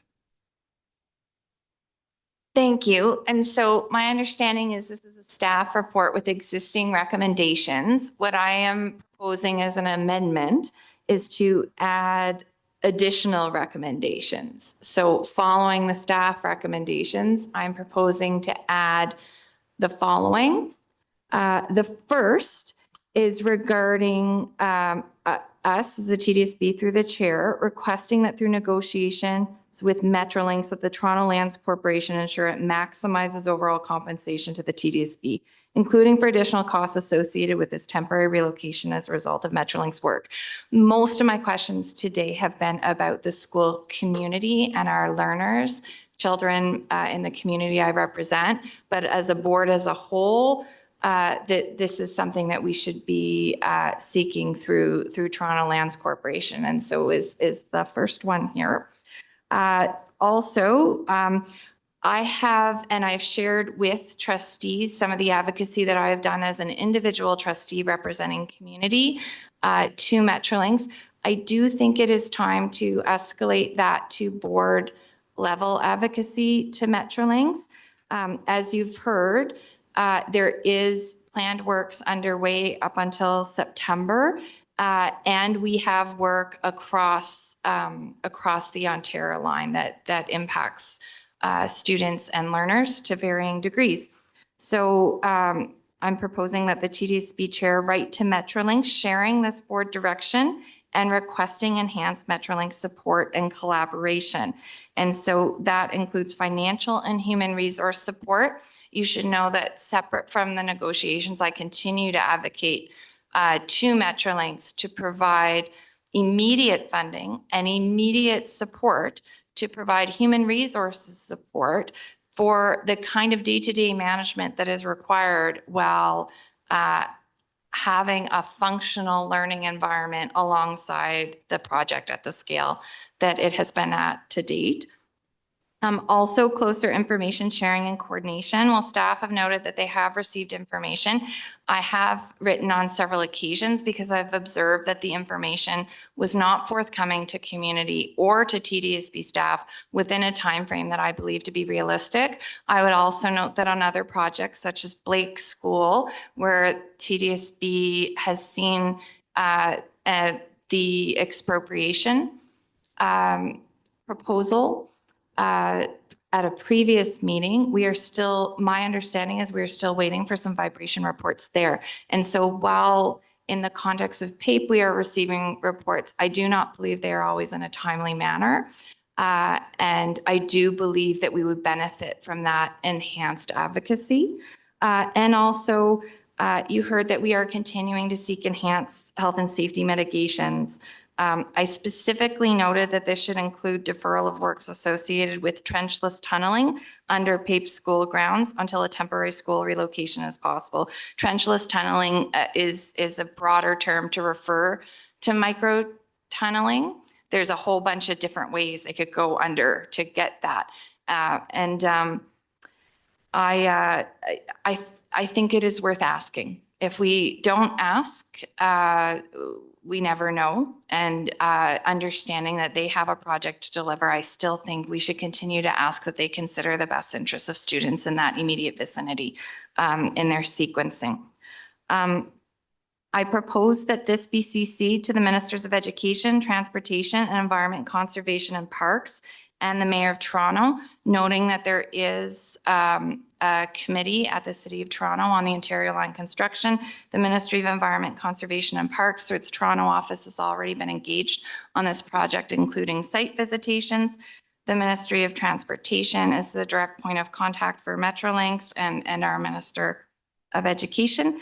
And then the one thing that I noted was missing from this report in particular was explicit commitment to continue to engage with the impacted school and broader community. We did hear it from staff tonight, but I would like to see that explicitly through board motion. And I hope I have your support on that. Thank you. And happy to take questions. And thank you.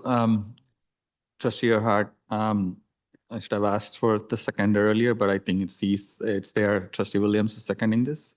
Okay. All right. Any questions on the amendment from any of the trustees? Okay. Seeing that. Okay. Trustee King. Through you, Chair. When I was reading through, I did have a question on 2A, which Trustee Earhart, I think has addressed, but I'll just ask a little further. Just with respect to the human resource supports that you'd be seeking, I'm wondering if there's enough feedback already or potential for discussion, I think particularly with the school-based staff, central staff and yourself, to really articulate what will be helpful in that support. So it's not kind of vague and open to Metrolinx, but that we're articulating what will help ensure that smooth and kind of safe transition. Are we in a position that we could articulate that in a letter now, or is there an opportunity just to make sure that that's very clear? yeah, thank you. I think through the motion, I've left it broad because I do think through the letter, there could be opportunity to be slightly more specific. I'd want to defer to staff on that because it does evolve. I mean, in my personal view, I believe for the scale of work underway that Metrolinx should be paying for a full-time central staff person for the TDSB to coordinate across all of the city for all of the works underway. The scale of work that is underway, we are needing, like, the information has to get to transportation because it affects all buses, not just the specific schools on the line, but all busing, for example, for the entire East End. I'm only speaking for what I've had exposure to. And when I think about the scope and scale of our city as a whole and what's taking place, I think that is something just very immediately. And we could keep going in layers to how I feel they should be supporting with the schools, because they have an interest in us also being able to provide timely information to them. So it would be a mutually supportive thing, but it should be housed in TDSB employees that represent TDSB interests. Thank you. Thanks through the chair. That was my only question. I'm happy for the work here and happy to support it. Thank you, Trustee King. Seeing no other speakers, let's vote on the amendment first. It's on East, correct? Lee is in favor. Shan in favor.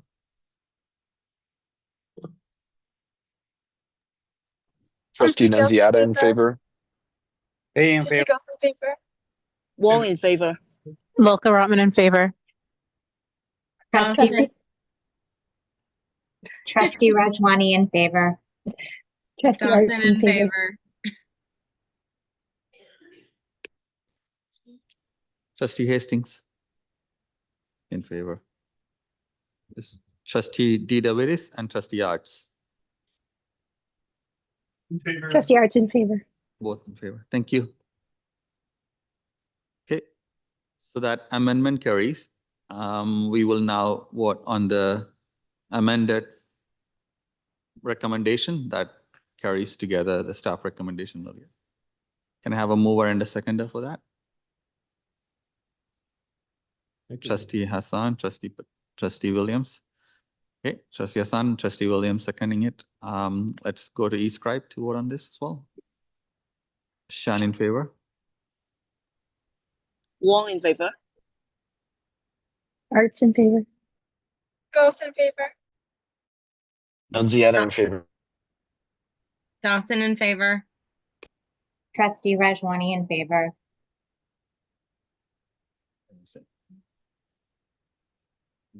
I will proceed, yes. Trustee Pay, Pay in favor. Lee is in favor. Volker Rotman in favor. Trustee Hastings. Favor? Okay. Right. Okay. Thank you, trustees. That carries us all. That's the end of that staff report. We have one more staff report, but I'm sure that will take a bit of time. So we would like to take a break for dinner for this for those people, trustees and staff who are here in person. So if we can break for 20 minutes and come back at 7, that'll be good. Thank you. We'll recess till 7.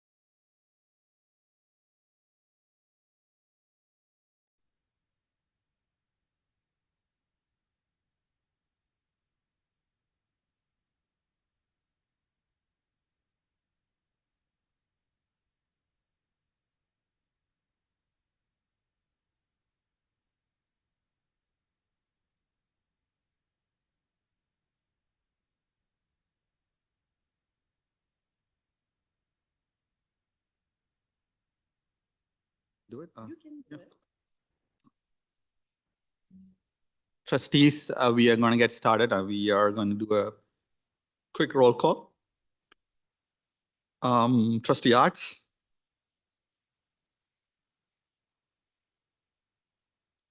Trustee Arts, are you present? Trustee Dawson. Present. Trustee Didovitis. Present. Trustee Earhart. Be coming in soon. Okay. Trustee Goss. Trustee Hassan is here. Trustee Hastings. Trustee King is in here. Trustee Laskin. Nope. Trustee Lee.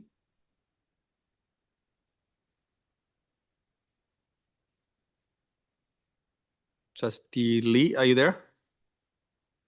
Trustee Lalka Rotman.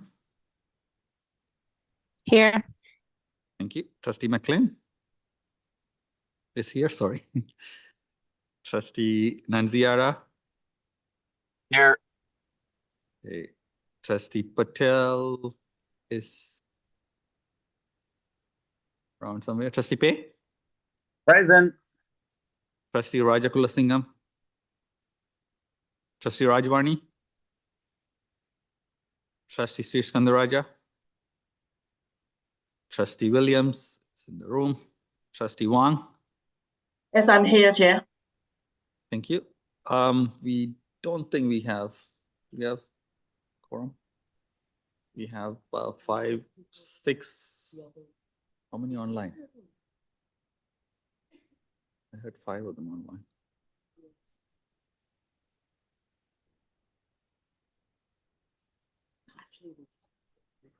Okay, we do have quorum. We will get started.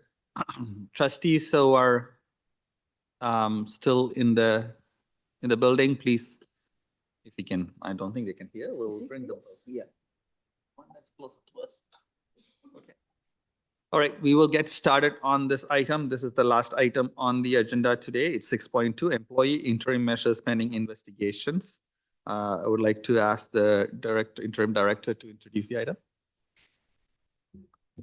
Thank you. And through the chair, this report is coming forward as a result of the motion on May 22nd, 2024.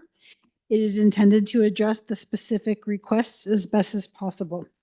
What I do want to stress before I turn it over to staff is that we are providing historical information as well as current information.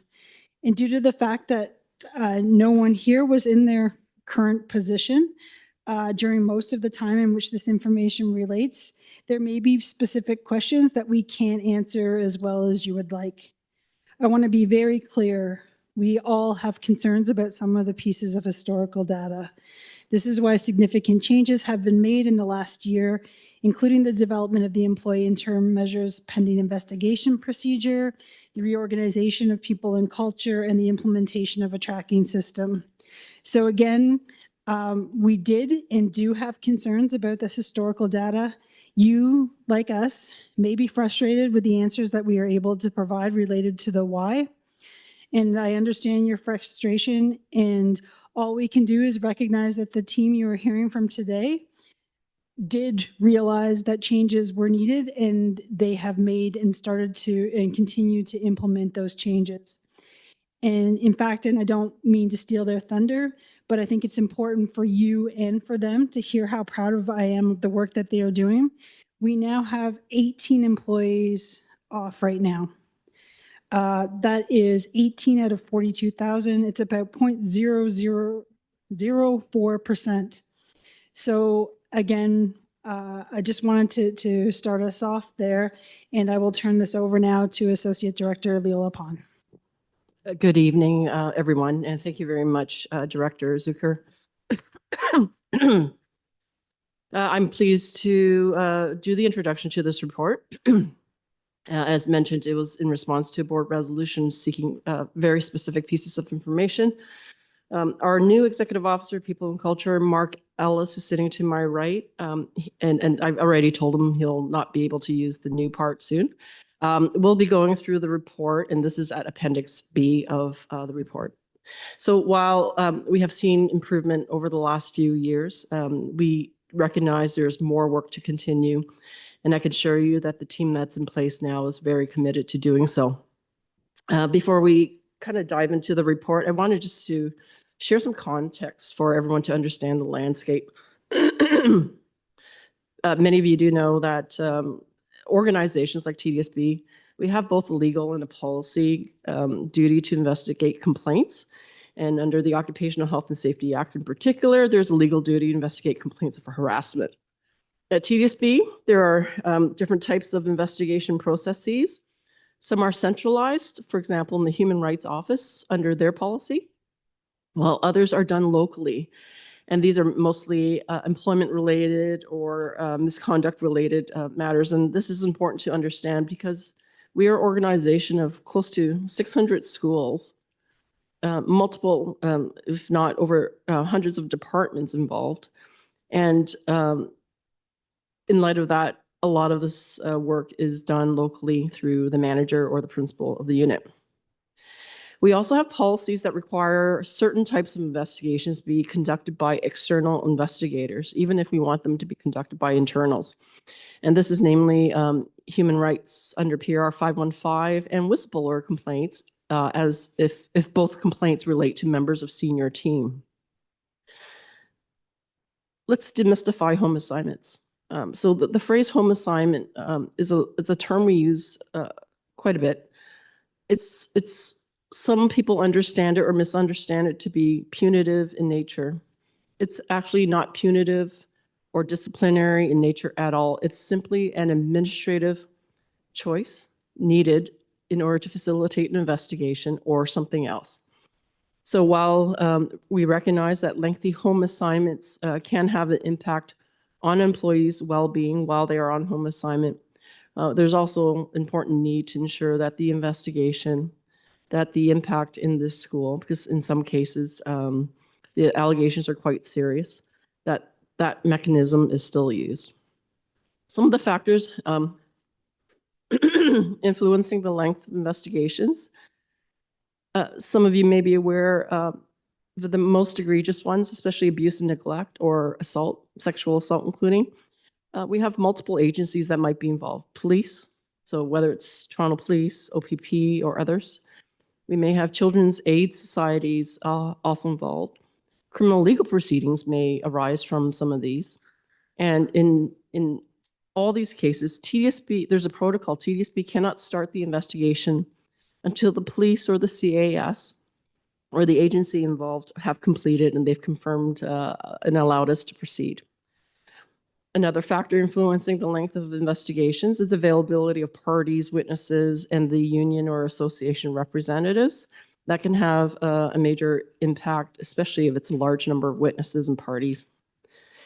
And their cooperation and interference is also a factor as well. Complex investigations and the number of allegations within one complaint can lead to significantly lengthy investigations. And even during a course of investigation, the scope may creep as well. The fourth area or fourth reason why that contributes to the length of investigation is there actually is quite a bit of competition for quality investigators, both as staff and as external investigators. We could tell you with our caseload, it's increased over time, but the staffing levels have remained the same. Changes to legislation and increasing focus on the quality of the investigations through the courts or arbitration have shrunk the pool of possible quality investigators quite small. Our school year is also a bit of a challenge since we are dealing with, in some cases, 10-month employees who are busy in September, who are off in December, who are wrapping up in June. So in effect, only a few months to be able to conduct. A fifth factor that we've seen that influences it are sick leave, the availability of the sick leave plan. We have seen some cases where employees do have medical conditions, which triggers our duty to accommodate. Some of the duty may require deferring the investigation a bit. or changing the way in which the interviews are done. We have also seen some employees, upon a request to conduct an investigation, start a sick leave. COVID-19 was also an issue for a few years as well. So in light of that context, I'm going to hand it over to Executive Officer Ellis. We're also going to show Appendix B on screen, and he'll lead us through that. Thank you. Thank you, Associate Director Pond. And through the chair, good evening, trustees. Thank you for the opportunity to respond to this question. This first slide shows that between January 2021 and March 2024, 631 employees, or 1.5% of our workforce, were placed on home assignment. Next slide, please. As of March 31st, 2024, there were 74 employees, or 0.18% on active home assignment. Allegations ranged from violations of the Code of Conduct to harassment or child protection concerns. Due to historical limitations in data tracking, a more detailed information is unavailable. Next slide, please. The outcomes of the investigations during this period included no disciplinary action for unfounded allegations, progressive discipline, or termination for substantiated concerns. Our previous decentralized data systems did not allow direct linkage between investigations and outcomes, limiting detailed reporting. Next slide, please. During the period in question, the total cost for home assignment was approximately $31.5 million, with the breakdown shown on the slide. Next slide. During the same period, the total cost for external investigators hired to complete the investigation was approximately $2.7 million, with the breakdown listed in the slide according to the department hiring the third party. The next slide. This next slide shows the same external investigation costs, but we broke it out by occupational group as per the original question. Next slide, please. During this period, the average length of home assignments decreased by 41%, reflecting a downward trend. Next slide. The previous slides provided a factual historical account of the period in question. While that information is unchangeable, I'll now focus on the developments since March 2024, when the Employee Interim Measures Pending Investigation Procedure, PR 743, was introduced. These changes are directly relevant to the board's governance mandate. The first change is we were able to increase our staffing in the investigations office from 4 to 6. And then with the implementation of the new procedure, we shifted away from longstanding practices.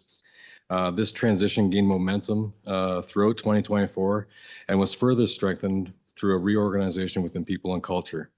As part of the transformation, resources were reallocated further to establish a business partner model, which has been instrumental in driving more proactive and tailored supports for all leaders at the TDSB.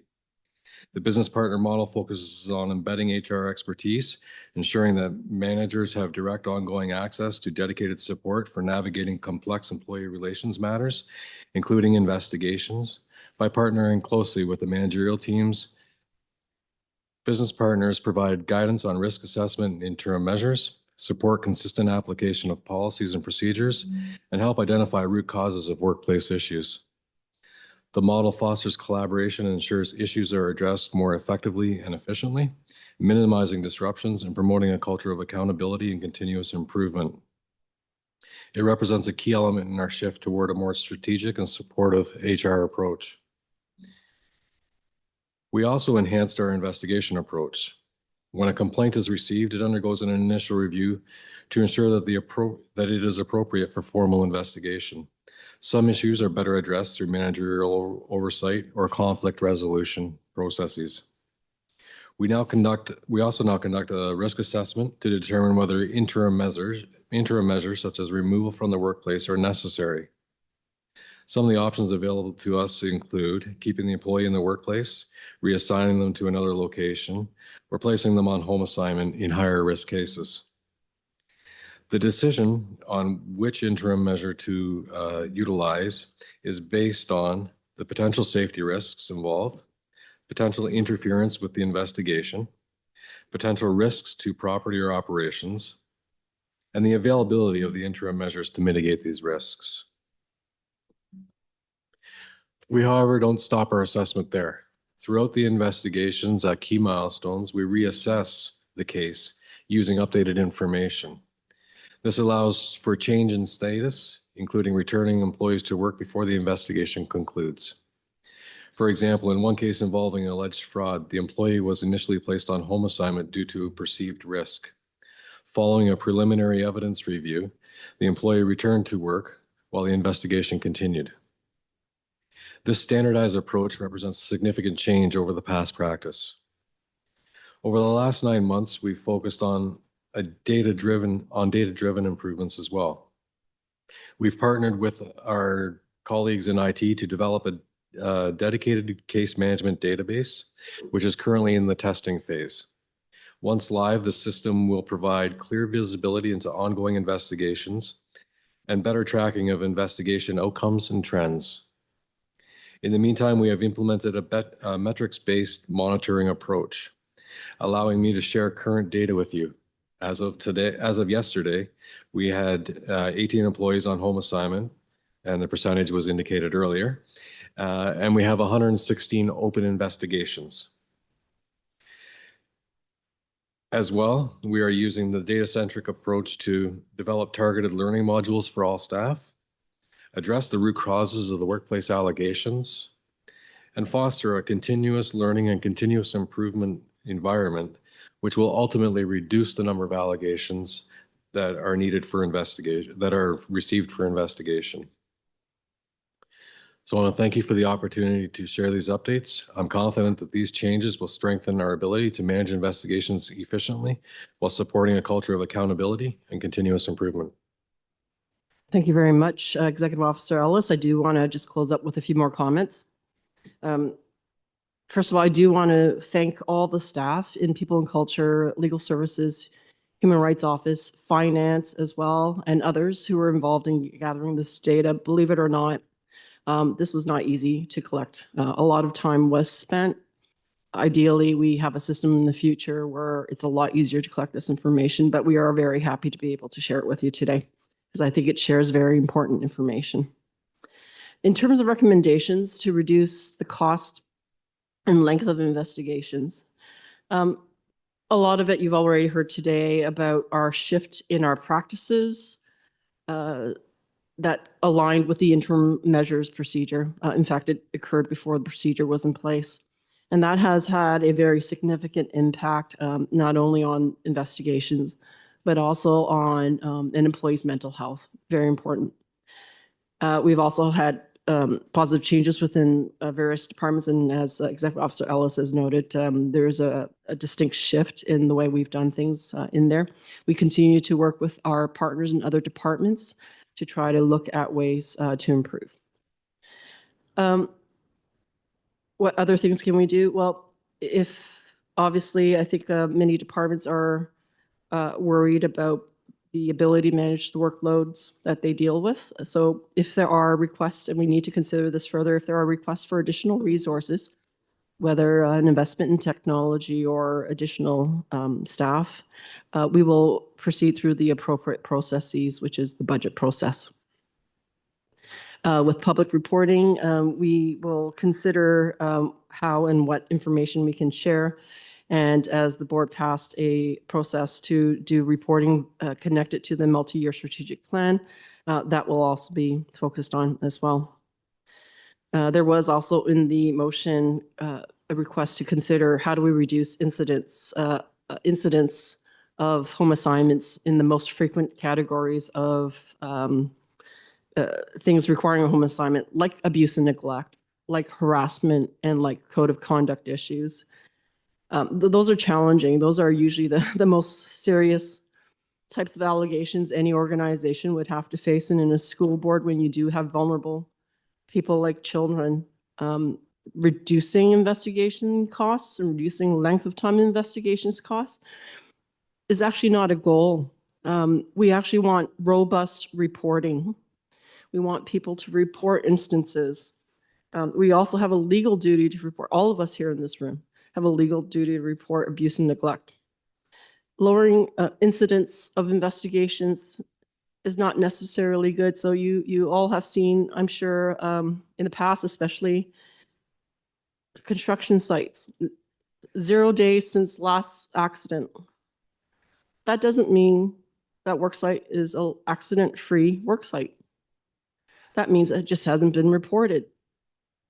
So what we want to do is to make sure we have a robust reporting system to hold everyone accountable, especially in protecting our most vulnerable people, as well as our staff as well. In some of these cases, lowering incidents just simply not within our control. I know there's been concerns about whether we should have produced more data on certain things. And as was mentioned earlier, some of this data just does not exist. This is a request that was going back now 4 years when I was certainly not in the role. And of course, Mark is still new. So going backwards for over 3 to 4 and sometimes more than that, because some of the investigations are longer, for a manual collection of data is really not helpful and will require significant time that we don't have. Collecting this data manually. We, in People and Culture, we have direction from the board to tackle our sick leave and absenteeism, to tackle and continue to improve our work on investigations. We are committed to doing that. I do believe a better use of our time and our resources, because I do believe this information is important. The information we were not able to get to you today on historical data, I do think it's important. And I think our better time use of resources is to go forward, build upon the system that we just acquired, which is still in the testing phase, and to concentrate our efforts in that. So going forward, we will have this information a lot easier. So with that said, we are happy to take any questions. Thank you very much. Thank you. Questions. Yeah. We have Trustee Pay and Trustee McLean. Trustee Pay? Thank you, Mr. Chair. Through you, I want to thank you, staff, for providing this report.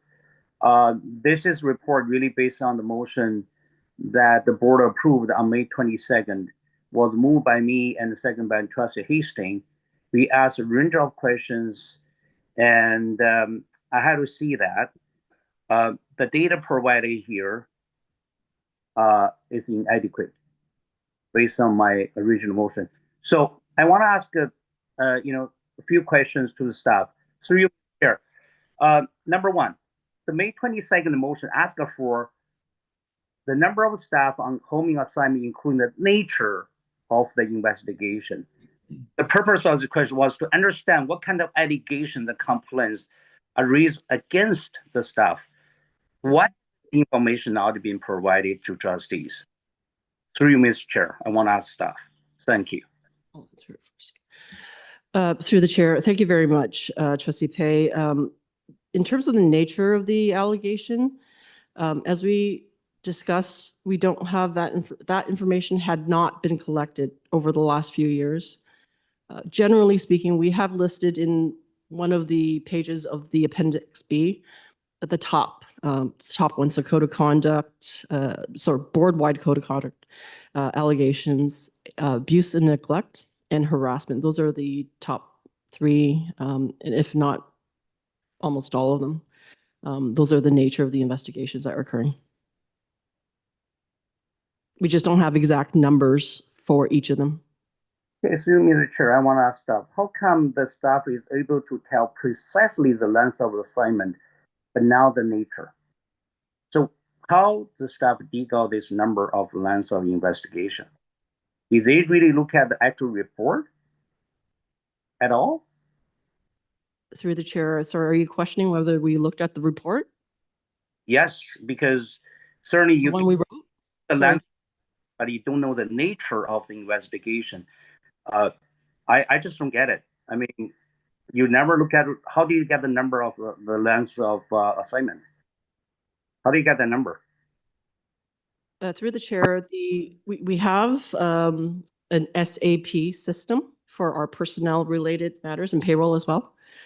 SAP has basic data, dates of leaves, when you go on sick leave, vacation, those type of things.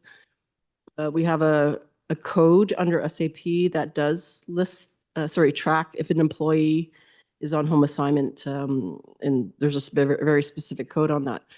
Because that data already exists in SAP, and it still took quite a bit of time to gather this information one by one, we tried our very best to get that information. What SAP does not have is a case management function to it. So the case management function in many organizations, when they have it, would have things like nature, 1 or 2, 3 allegations, or whatever the allegations are. What are the findings? What are the outcomes? And what has happened? Nature of discipline, something like that. That's what we call one form of a case management system. We simply don't have that. We recently received one that was custom built for the department. It's still raw, and it requires quite a bit of work. But that was something that had been requested for a while, and it's now on our shores. And it's our next phase really is to focus on getting that. I don't know if there's anything else you want to add. Okay, thank you. Thank you. Through Chair, I have next. I think the staff mentioned that there's specific code in terms of the number of days from in the SAP system. Through your Chair, may I ask the staff what that code is, what that's done for? Does the staff just assign a regular random code for that, or they have specific code for that? Through the Chair in SAP, a lot of any type of work-related action, there's a code for it. So if someone's on a maternity leave, that's code number, I don't know, 69, whatever it is, right? 67. If someone's on or the military leave, there's a code for that. If someone's on a home assignment, there's a code number for that. That's the way this computer system operates, so that eventually we can try to gather information based on the code number. So based on this code number, there's a home assignment. There's also a code number for unpaid leaves, for example. So there are hundreds of codes in SAP. And again, it's a really basic information system for employment data and payroll data. It doesn't go beyond that. So through your Chair, so there's only one code for home assignment in the SAP system. Through the Chair, I believe there is one. Thank you. Okay. Where through your Chair, where did the staff fund as the cost of the investigation? Sorry, I just want to make sure I understand. Where did staff find them? Sorry? Of the investigation, the cost. How did we, sorry, through the Chair, how did we find the cost of the investigations? Sorry, I just can't hear you. I just want to make sure I understand the question. Yeah, the cost, regarding, we paid a salary and, or the legal cost that we paid external consultants company. Yeah, the total cost. Where did you get the total cost number from? Through the Chair. So salary and benefits information through SAP. Use of external investigators. You'll see one of the pages on the Appendix B. There's a column for Human Rights Office, column for Legal Services, column for People and Culture. And there are numbers broken down by each department. They and through the Finance Department to keep data on spend on external vendors. And that's how that information was gathered. Okay, thank you. Through you, Chair, my next question is more technical questions. Do the staff know that the name of the staff member being investigated? Point of order, Chair, my clock keep running. I'm going to stop asking questions. Can someone stop this clock for a second, please? And maybe give him, okay. Yeah, give me back. Can you repeat your question, please? Thank you. My question is, I want to ask some, because we're currently experiencing some limited technology and data tracking problem here, challenge. So I want to ask, number one, do you know the name of staff member being investigated? Through the chair, yes. Do you know the superintendent that were charged with undertaking the investigation? Through the chair, based on, because there's been significant changes in superintendents, managers, principals over the last few years, we would have to kind of go through our records manually to find that information. If you're referring to historical data. If there is a notice given to an employee via email at the beginning and the end of the investigation.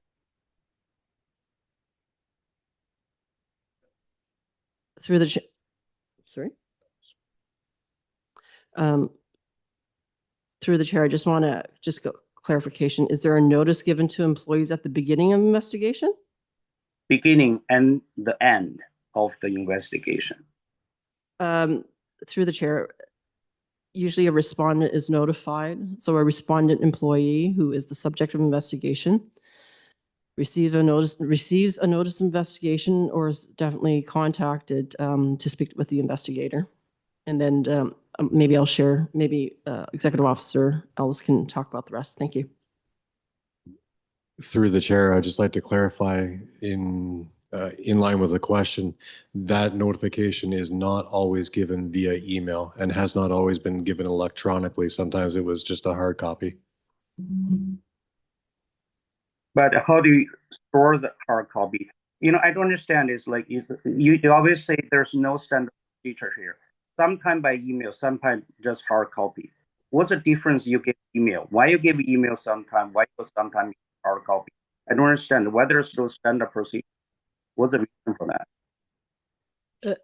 I don't know. Through the chair, as I mentioned, there's different types of investigations by different departments. Even external investigators have their own procedures. There is no standard unless it's outlined in the procedure and the policy. Okay. So at the end of the investigation, the employee sent the PDF regarding the results of the investigation. Through the chair, again, depending on the type of investigation, normally there's a letter informing them of the outcome, usually a summary of the investigation. And for employees, often they then have another process. If there is a finding where discipline or termination may be at issue, then there's a subsequent step where you have to work with the union, if it's a unionized employee, to address the issue. So were the unions, the executive officer being sent us a document and the bookend of investigation as well? Go ahead. Yeah, I don't understand.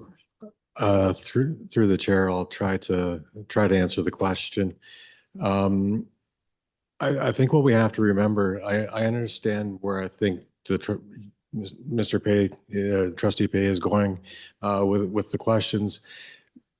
We've only gone to a centralized model in the very near term, and moving from a decentralized model where administration was done at the local school level and records were kept at the local school level, and then transitioning to a centralized model as we have today. Those records got lost. They're not 100% accurate. Some of the people are not there anymore. Those computer files, those PDF letters, they were saved to their own personal hard drive as they were sent out. They weren't saved centrally. There is no centralized repository for all this information. That was the challenge we faced when we were looking for the information, is we knew an investigation had happened. We couldn't find the breadcrumbs behind it. We couldn't find the breadcrumbs in front of it. What is presented to you today is the information that we were able to find, is the information we'll be able to collect. What I can promise you, what I can say to Trustee Pei, what I can say to the TDSB trustees, our system going forward will be collecting this information. We have centralized our process. We have centralized our intake. We have centralized our letters to and from. All our processes are new. And they're all new based on the information that was asked for back in 2004.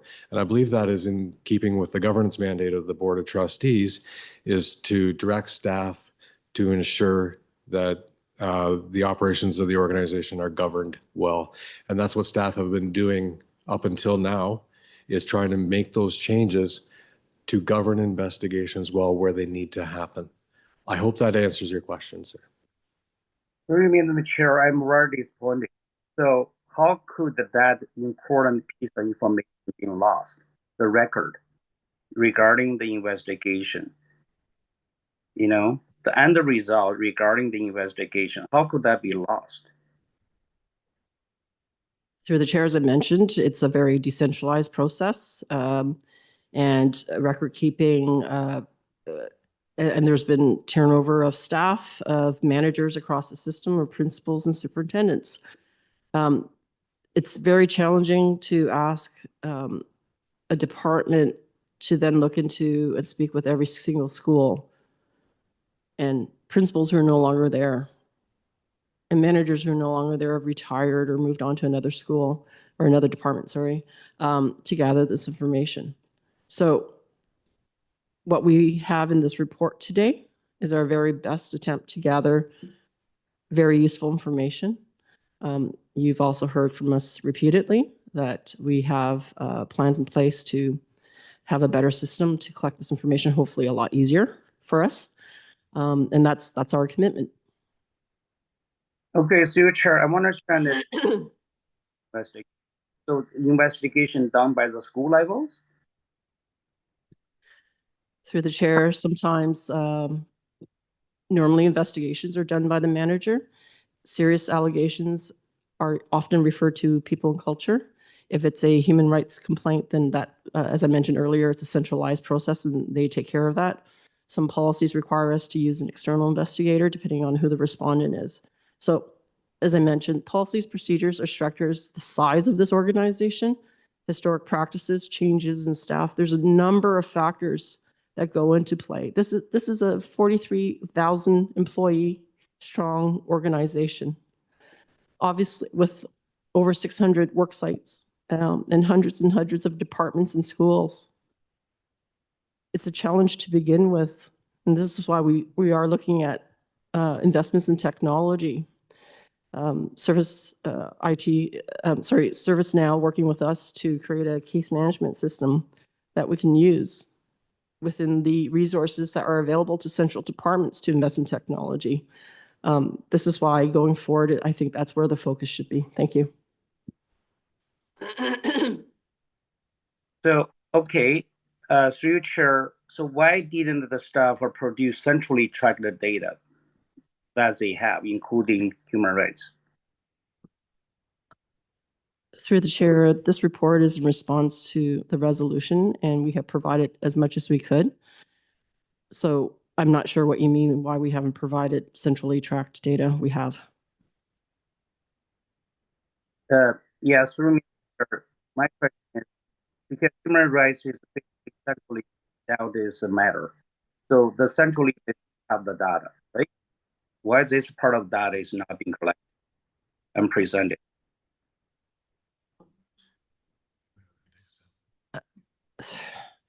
Through the chair, sir, I'm not sure if I heard the entire question, but why isn't central data that's collected been reported? That's correct, because you mentioned that there's some local data being lost because school principal retired, and then we have centrally down, for example, human rights. What about those data? How come it's not represented in this report? Through the chair. Point of order. Can you have him reconnect? He's breaking up. Trustee Pei, as you've noticed, your line is a bit choppy, but we've heard most of the question. You have 43 seconds left. Maybe we can try to continue on, or if you want to re-log in, we can give you that time. But I think for the most part, we've been able to hear the question. So since it's only 43 seconds, maybe if you're coming back on, we'll have you re-log on. But for now, let's try to go through for 43 seconds. Yeah. Okay, if I cannot finish question, Mr. Chair, I want to come back to the list. Okay, I want to ask my next question regarding the motion. I found it very concerning that people in the culture have not been tracking the information about the type of allegations and the stuff. This seems very critical information about HR resources. Why is not tracked?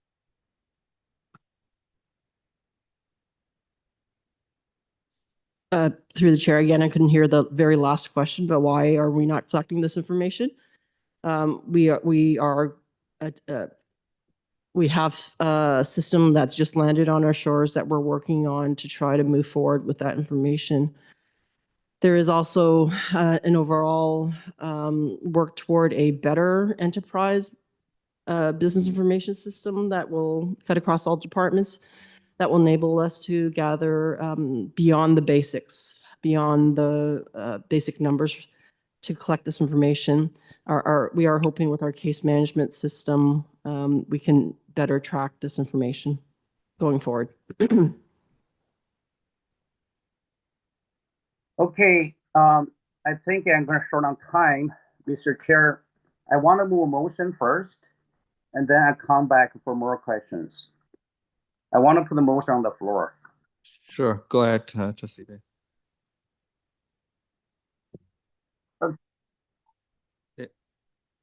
Yeah, the motion. 1 second. Let me find it. Yeah. Okay. The motion is whereas the staff report into a placement on the home assignment pending investigation into conduct is like. Trustee Pay, are you had 20 seconds. So do you just want to, I think we got the motions emailed as well. So do you want to get back on the list to speak on the motion? Or you can introduce the motion quickly and then we'll see if there are people who have questions and then you can explain whatever. Yeah, I have 20 seconds. I probably asked. Yeah, if you can use 30 seconds or maybe 10, 15 seconds more, it's fine. But if you can just introduce your motion, that's helpful. And it's been seconded by Trustee Hastings, right? Yes. Okay. Okay. Yeah, go ahead. 30 to 45 seconds, please. Thank you. Okay. So my question is, when the staff are starting collecting those data centrally? Sorry. Trustee Pay, are you introducing the motion or are you still continuing with the questions? Yeah, the questions. Continuing with the questions. Okay. Already on under the motion. Okay, so do you want me to put you back on the list for the second round to do the motion? Is that right? Yeah, I just want to finish my 20-second question. One last question and then come back to the list. Okay, because once you move the motion and it's seconded, you would be either. Okay, you can continue to ask the questions if it's related to this motion. That's fine. You can use the time. That's fine. Yeah, go ahead. And what's the procedure? So I move the motion on the floor. Do I get 5 minutes to speak for the motion or wait for other trustee to ask the questions and then I come back for my motion? Yeah, so ideally, if you're introducing a motion, you introduce at the start of the 5 minutes, not towards the end, and another 5 minutes won't be added. So you introduce the motion, which is fine. You seconded. You have two choices. You can either use your 42 seconds to explain the motions, or you can use the 42 seconds to ask questions to the staff on this. You can use those 42 seconds, whichever way you prefer. And when you finish that, the discussion in the boardroom will shift to your motion. So any other trustees who are speaking will be speaking to the motion that you put. And if they have clarification, you can answer that.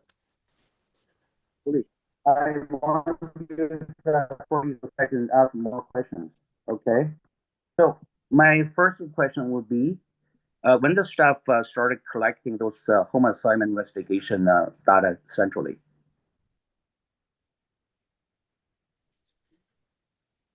Through the chair, the SAP system, I'm just making sure I understand your question correctly. When did we start having a code in our SAP system? I believe when the SAP system was implemented back in the 90s. I wasn't here. No, sorry, I think it's through Mr. I think I've misunderstood my question. I think as the staff is mentioned that is after the motion, staff starting to collect all the information. So in just in case some of the record is lost at the school level or local levels, so the staff realizes there's a problem. They started collecting those data and store those data centrally. I just wanted the time point with that. Okay, through the chair, thank you very much for clarifying the question. And maybe I'll ask Executive Officer Ellis about when we're starting to collect investigation data centrally. Thank you, and through the chair. The human rights investigation information has been provided to the board in the past in the human rights report, but as a central whole for all the investigations, really we brought it all together as one whole number in the 2024 year. So if you're asking for what information can I come back with as a solid, firm number, 2024 is my answer. Can you, Mr. Chair, can staff give me a month?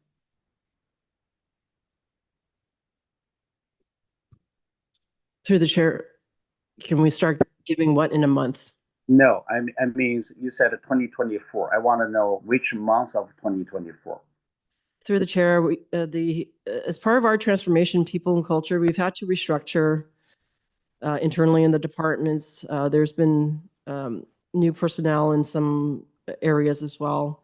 At the same time, new investment technology. So the work has already begun. I can't pinpoint a very specific month in particular because it's iterative, it's ongoing work. The transition's been happening ever since we commenced it last year. And so I'm not sure why a very specific month is necessary, but at the same time, we have presented to the board in the past, again, based on information we collected manually. Going forward, this information hopefully will be a lot easier to get in a faster way. Thank you. You guys remember, there's Sunday for staff, at the end of the last. Trustee Pei, that's about it. I did add even a few 20 more seconds earlier as well. So we will put you back on the list. Is that okay? Okay, thank you very much, Mr. Chair. No problem. So we have two trustees that were on the list, but I wanted to start with this motion right now.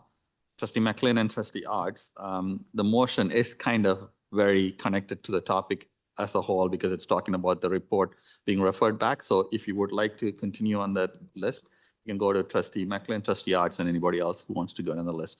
Trustee McLean, do you want to speak? Well, point of order, Mr. Chair. The motion itself is for referral. If we deal with the motion first and we refer it, then there's no opportunity for trustees to ask questions about the report that's before us. Why can we not have trustees have an opportunity to ask questions about the information before us? And then when it comes time to determine what to do with it, whether we receive it or whether we refer it back or whatever particular options are at our disposal. But I don't understand why we would put referral on the floor that would close the debate effectively. Trustee McLean, any trustee at any point during an agenda item can move referral of the report. So Trustee Pei has moved it. So it's not out of order for any trustee to move. It's not necessarily allowing other trustees to ask questions on the thing if somebody moves a referral, but it's not uncommon for one of the trustees who's on the speaker list to put forward a referral motion. Having said that, this motion is referring specifically to the report saying it is inadequate in information. That's why it's being referred. So you can still ask questions about the information on the report as part of the debate on the referral. So for example, if you need to make a decision whether this referral should go on or not, your questions could be about the report and the content in the report to be satisfied whether it's enough or not. So, so it still allows you to ask some of the questions about the report in the context of the referral motion, if that makes sense. So just a question procedurally then, if we defeat referrals request now, because it's on the floor now and you've allowed it to go to the floor. And if it gets defeated by trustees, when the matter is then, so then we would go back to the speakers list. The speakers list would run its course. And then we're going to have to determine what to do with the report at the end. Yeah. Would it be possible then for other trustees, if they were so inclined, to then make referral? Or are we going to, if we defeat it now, is it done for the night? Yes, it is, because the referral motion has been defeated, so it won't be revisited back. If you defeat the referral motion now, a motion that is to refer back to the staff has been defeated. So it is a reconsideration of the motion back. I think that needs, if governance is right, that needs, if it's in the same matter, it's 2/3 to reopen. Yeah, if it's still on the item, I believe it would be 2/3 to reopen a decision that we just closed. So that's a possibility. But if the report is not here for approval, report is here for receipt. So which means at the end of the day, if you're not referring and you have defeated the referral, once the discussion finishes, it's a receipt of the thing. It's an information for receipt. So. Right, but at least theoretically, you might, depending on the answers that trustees get, that once you defeat a referral and open the matter for people to ask questions of trustees to ask questions, theoretically, you could ask questions, find that there were areas that, and then still opt based on the responses, you might choose a different path. Yeah, you could choose multiple paths. One, you could receive the report and do a business arising where you are asking for more information at a different time. So you could, if what you're looking for is more information, you could often, if you defeat a referral, you cannot refer back because that's a decision you made. But if you receive the report and if you still feel like you want more information, Trustee McLean, you can add that as a business arising. Okay, okay, I will speak to referral then. Okay. I apologize to my colleagues for the. I want to ask staff if the additional information, like the logic of, as I understand the motion for referral, is that the trustees made a request, 10 months ago, asking for certain information. Staff has worked hard to provide the best information, have indicated that we didn't have as complete data bank as we would like, that we are moving in the direction so that we can have, so that, that we don't have the ability to find all the breadcrumbs. I agree with the trustee in that it's really disappointing to me. I've been here 6+ years. It's really disappointing for me to hear a report from staff that this, which I believe is important information, we didn't keep in a manner that we have the ability to draw upon it. That is very concerning to me. But at the same time, I can't ask, the notion of asking you to find what you've looked for and can't find and hoping to ask you to look again seems counterproductive. So my question to staff becomes, what is the likelihood, in your estimation, of you being successful in finding the missing information that the referral would request you to find after looking and being unable to find it in the initial attempt? I can start and then I will turn it to Associate Director Pond. So I think what you're hearing, one, is that, I think all of you hear from schools, from parents, about some of the challenges that they have with the resources that we have available to us in people and culture, right? Whether it's how long it takes to do something. So if we were tasked to go back and to try to find more information about something that is not actually going to help us in moving forward, and I think that's why I started off with you're going to be frustrated. I'm frustrated. We're all frustrated with the data that's available. Unfortunately, aside from going to every single person who's worked here within the last 3.5 years in a supervisory role, asking them to provide us with the reports, somebody reading through the reports to determine what the allegations were and the findings, I don't think that's a valuable use of time for anybody. And certainly not when there's so much work that we're doing. And and the department has already started to make so much progress in moving forward. So I do think that trustees should have access to some of the information that you were asking for. Moving forward, I think on an annual basis, it's something that we can provide. And I just want to also remind trustees that for the human rights investigations, we actually do provide this information broken down in the human rights report. So if you were to go back to the last human rights report, you would actually see the investigations and the types of investigations that happened over that yearly period.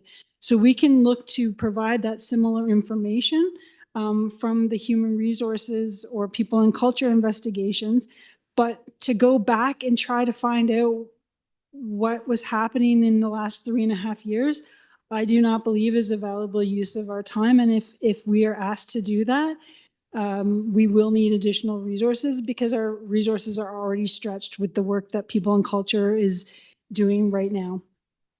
And through the chair, if I could just add, remember what I said earlier about not all investigations are conducted by people and culture. So aside from Human Rights Office as being one other area, legal services, local schools, local departments, and so on. And again, if you're looking backwards in time now over 4 years, that's what we have to work with. And even if we have to, it is not possible that going back to your question about the possibility of getting this information, it is simply not possible. And whatever information we are able to get after spending tons of time and resources, it won't be reliable either. Again, just because of all the factors I mentioned earlier. Thank you. Thank you. And through the chair, but I just so I'm clear, the challenges that pertain to old data, regardless of what type, at what level, going forward, we're going to be able to put our hands on it, regardless who initiates it, regardless what determination is made, regardless whether it happens inside the human rights portal or not, one way or another, we're going to have the data. Is that correct? Through the chair, that's our vision. It does require more work to get our case management system up and running, and hopefully our future enterprise business data system may be able to assist with that. There may be some situations where we have to keep the data separate. So for example, human rights has their own process, and combining some of those investigations with non-human rights investigations might be a bit tricky, but that's our focus. We agree. We wish when we undertook this exercise months ago, we could answer every single question, but we couldn't. We tried our very best with what we have. This is why our focus really is, what have we learned from this exercise? We've learned a lot. Have we made some progress? Yes, we've made some progress, but there's still some areas in which we need to continue to do the work. We also need to really focus on, through the budget process, if there are resource-related needs, that will work hard through that process to help achieve this. So all that being said, we too want this information organized and easily collectible. Going backwards, it's a non-starter. Going forward, it has already started. Thank you. Thank you. And through the chair, last budget year cycle, we had a significant challenge, and we fundamentally dealt with our budget challenge by asking people and culture to find substantial savings in the area of absenteeism and whatnot. And we gave them a significant task and challenge ahead of them. And we used POD, like they were chasing a reduction in absenteeism, and the resulting savings monetarily was a massive part of that. Given the likelihood of success of this request, I agree with the director that this isn't good use of time for the limited staff we have in people and culture. And as a result, I won't be able to support the motion for deferral. Thanks. Thanks, Trustee McLean. Trustee Arts, do you wish to speak on this?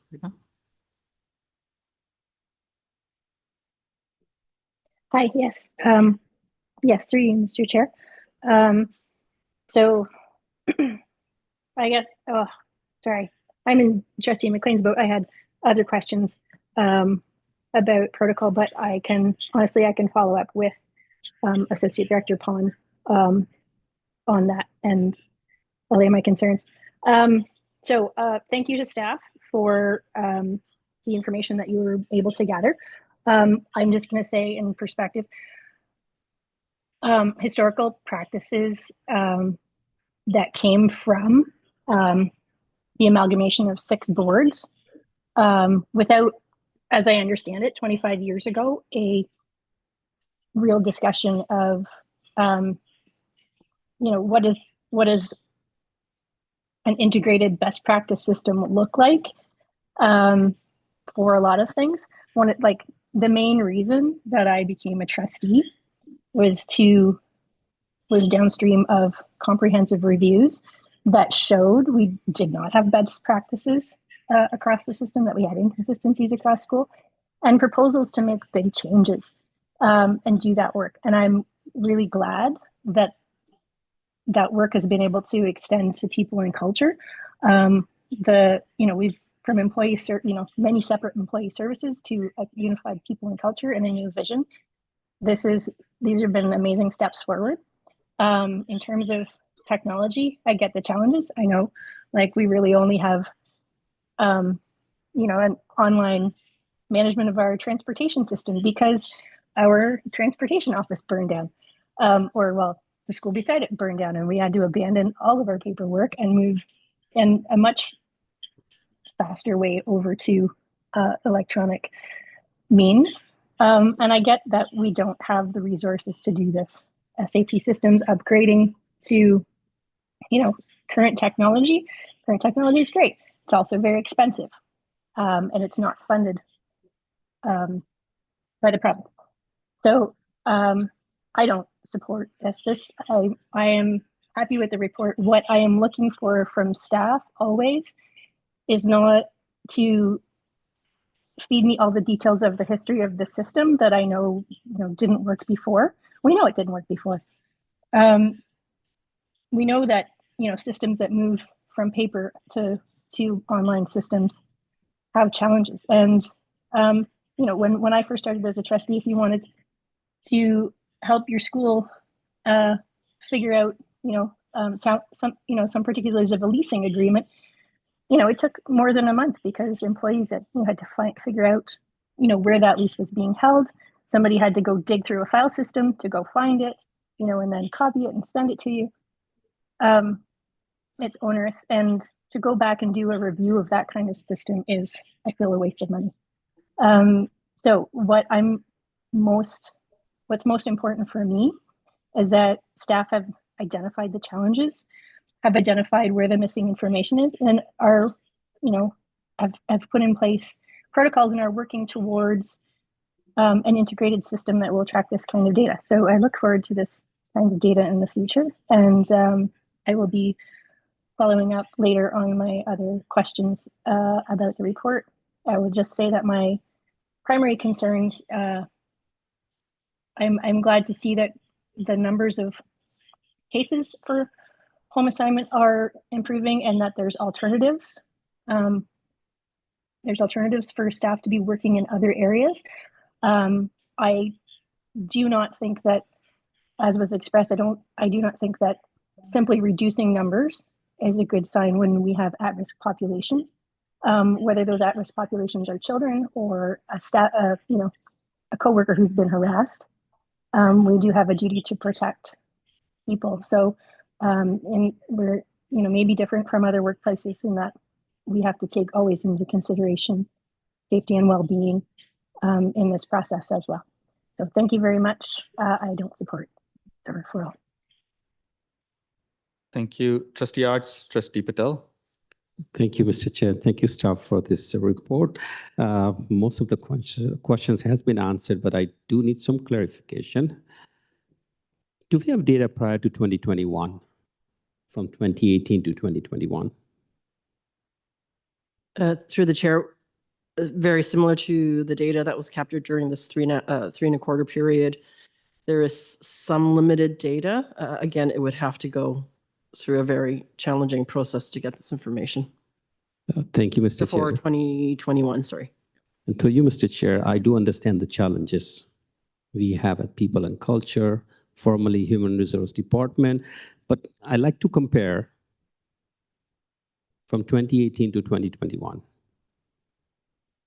If there were issues which were similar to 2021 to 2024, why did we miss a boat to implement a system where we can have this data easily available, or we can place a system in process where we can take additional measures?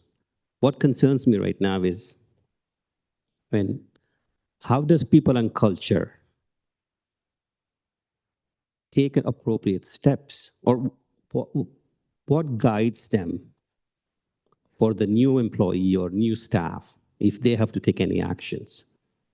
So this is where I'm coming, that if we had something from 2018 to 2021, or if we have not done any homework, just let us know that we have done no homeworks from 2018 to 2021. This is the first time we are doing an exercise, right? And going forward, things will be okay. Then it's a different story.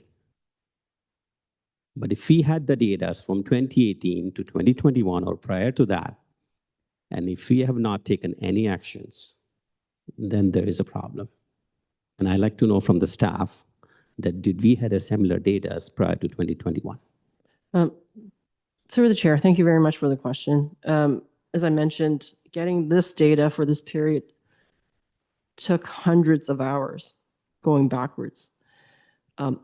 None of us, I'm pretty sure none of us can speak to what happened in prior to 2018.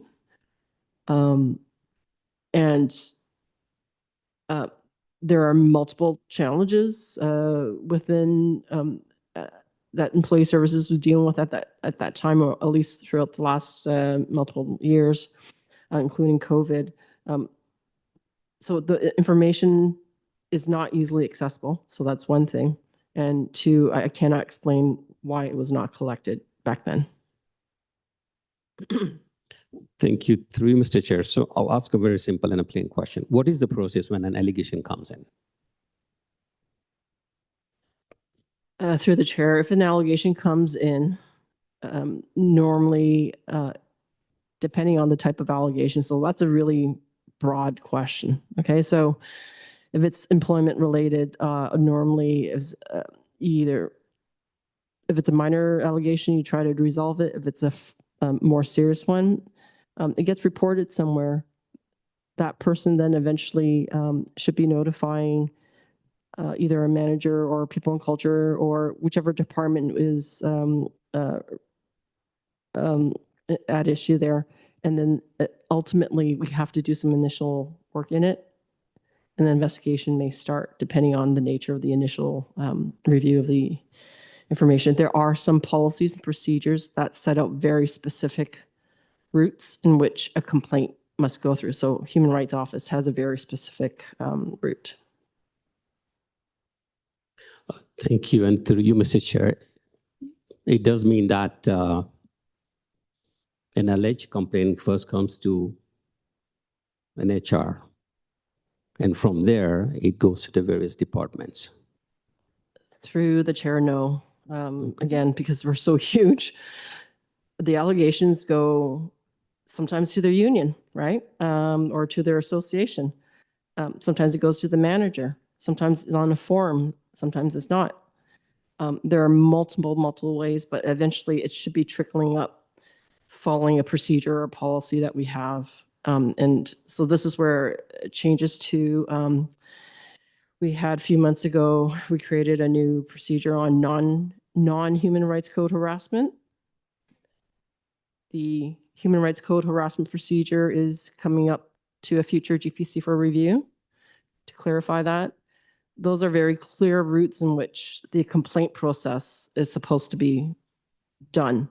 And even in both of those procedures, there's a provision in there saying if it's possible, if it's not the type of complaint or allegation that can't be resolved, try to resolve it first. So the policies and procedures are very clear about that process. We have a variety of complaint procedures that you're aware of that are dealt with. There are some complaints, let's say if it's a parent who has a complaint, there's the parent concern protocol. There's a variety of procedures to go through. Thank you. And to you, Mr. Chair, I'll go back to the motion part B. Are we in line with the motion where the director has to present a report of reducing the cost of investigations, reduce the length of the investigations, improve public reporting related to these matters, reduce the number of incidents related to categories of misconduct observed to be the most frequent reasons for TDSB investigation, and part C? Are we online on this, or we are still waiting for more information on this? Okay, through Chair, thank you very much for that question. Verbally, after Executive Officer Ellis presented his report, I spoke to that part of the motion. So very quickly, we had very positive impact with the interim measures procedure. We're still doing work within our investigative department and human rights office. We're doing a number of things that we're doing. So anyways, I did touch upon that. And I also mentioned that we don't want to suppress reports of abuse and harassment, racism, discrimination, and so on.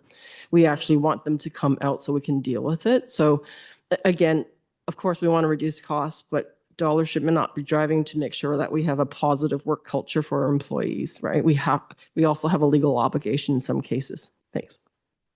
Thank you, Associate Director, and thank you, staff, and thank you, Mr. Chair. Thank you, Trustee Patel. Any other questions on this motion? Comments? Seeing none. So we are now dealing with the motion to refer. This is Trustee Pay's motion, seconded by Trustee Hastings, and the motion is on the screen. Ask? Sorry? Do you wish to speak? Okay, go ahead, Trustee Pay. Yeah? Yeah, you can speak now. That's fine. Mr. Chair, this report was requested by the resolution on the board at its meeting on May 22nd, 2024. The resolution requested board staff publish data on the number of professional staff placed on home assignment during the period January 1st, 2021 through March 31st, 2024, including the nature of the investigations, and then the number of employees on home assignment as of March 31st, 2024, including the nature of the investigation. The report states that is 3.25 years measure period, 621 professional staff were placed on home assignment, consisting of 518 classroom teachers and 44 principal and vice principals.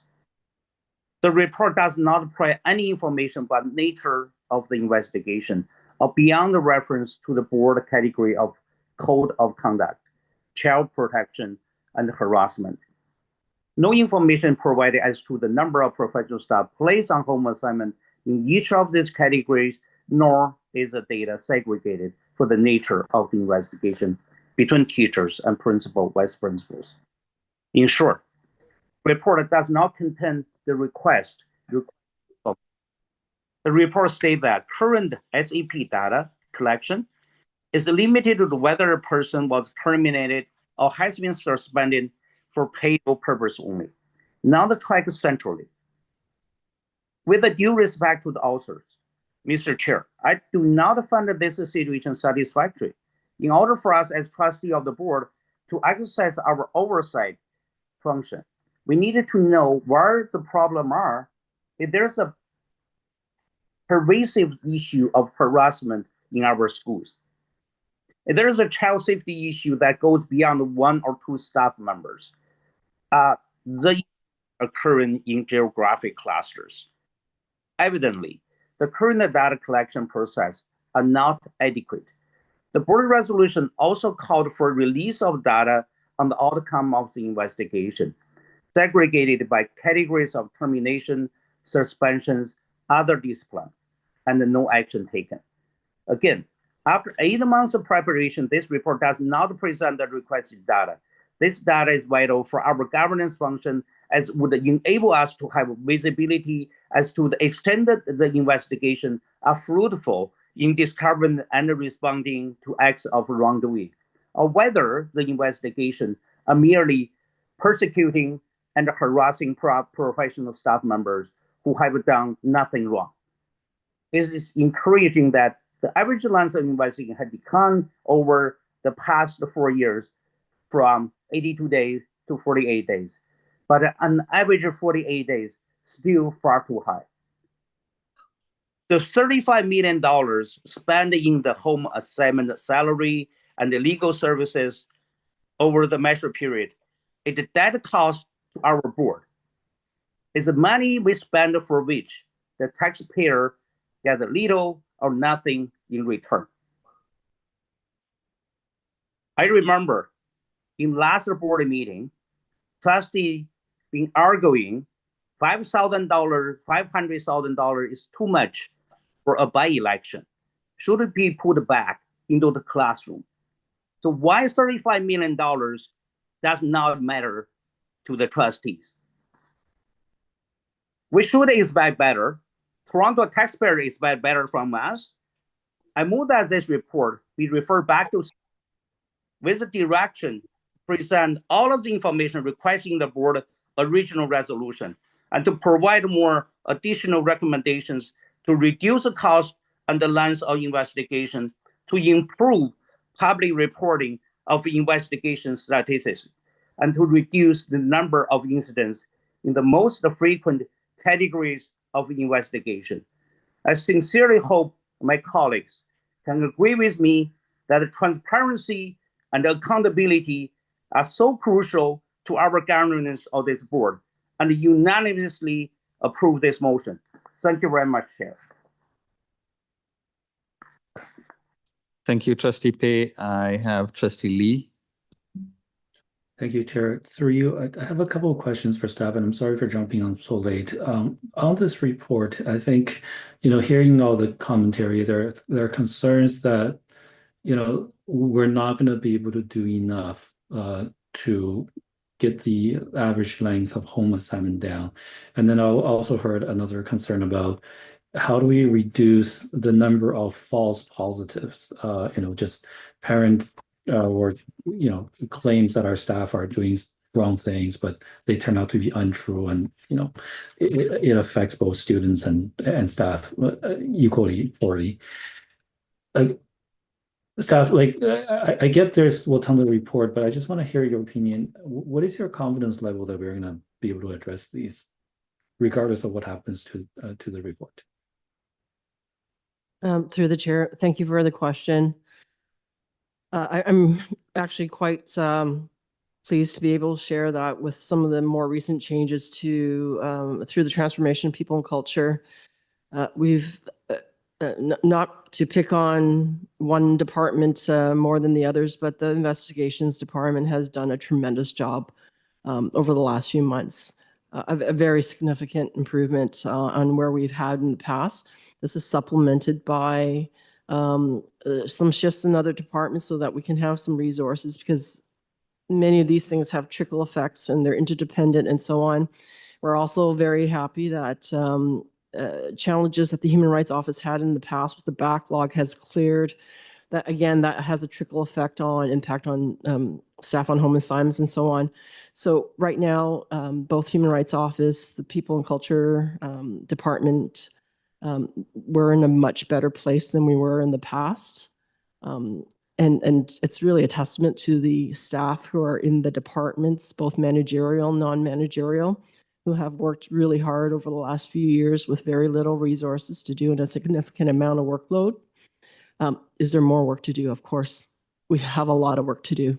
We also have a lot of work to do on attendance management, attendance support and sick leave. There's a lot of work going on, and our transformation as well to continue to pursue our goal of making TSB one of the most attractive places to work. Going backwards in time to gather data that will have no impact on the work we're doing now and the work we've started doing, we need to focus our energies on that. As all the staff who've spoken today so far have said, that data is important. Please do understand that we're not saying the data is not important. We just could not get the data 4 years ago backwards in time, nor if we did, it would be reliable. So again, our focus really is going forward, and we're quite confident that we can get good data going forward. Thank you. For you, Mr. Chair, to the Associate Director, thank you for that answer. I just want to get a bit more clarity. Like, what is the key thing that you're doing to be successful in this area? What is that, what is the core change that you've made? Okay. Thank you.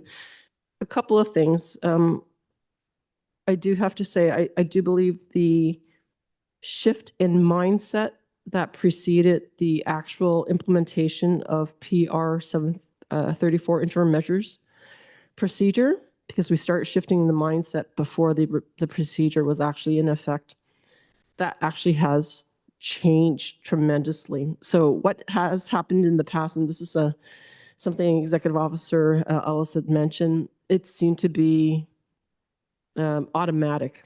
First thing you go to, home assignment pending investigation when a complaint arises. That was a long-standing practice, and a practice that is happening in many organizations, not just TDSP.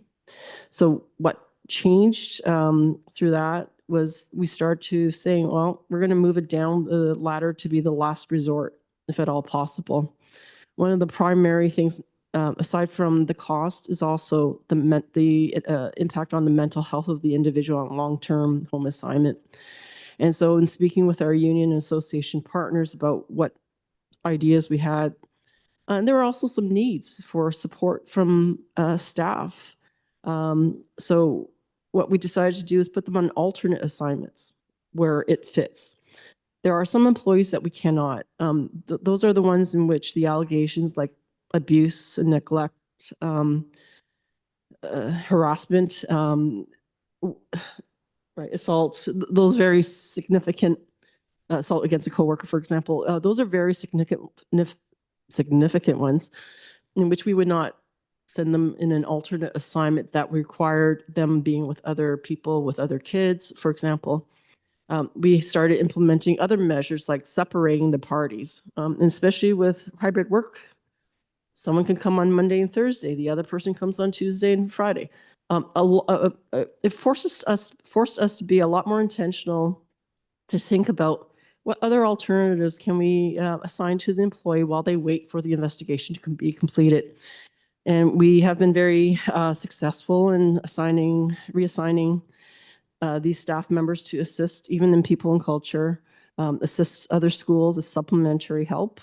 We are always looking for ways to provide meaningful work while the investigation's occurring. This helps us do our investigation, but also is actually a benefit for some departments as well. Thank you. Thank you, through you, Chair. Now, when it comes to, we talked about we're going to put staff on alternative assignments, so they're contributing to the board, but they're just not being, within the environment with the student. How do we protect against situations where, their staff members, sometimes very high profile cases, who are accused of doing things, and after the investigation, nothing really bad happened? Like, how do we protect our staff against these kind of allegations that may or may not be true? Through the chair, we try our best at the onset of the allegation to really understand what the allegation is about, to really suss out what the best path forward is for that allegation, whether it be conflict resolution, whether it falls under managerial oversight, or where that actually is best resolved. So we do try to steer the investigation into the proper context, into the proper venue, to try to ensure that our employees are not subjected to undue process where it's not appropriate. For those situations where the allegation is extreme, we do start the process. We will indicate that the individual must be on home assignment. But as we get evidence, as we progress in the investigation, we will continuously review the evidence that we have in the situation and reassess our initial determination to make sure that our initial determination was valid.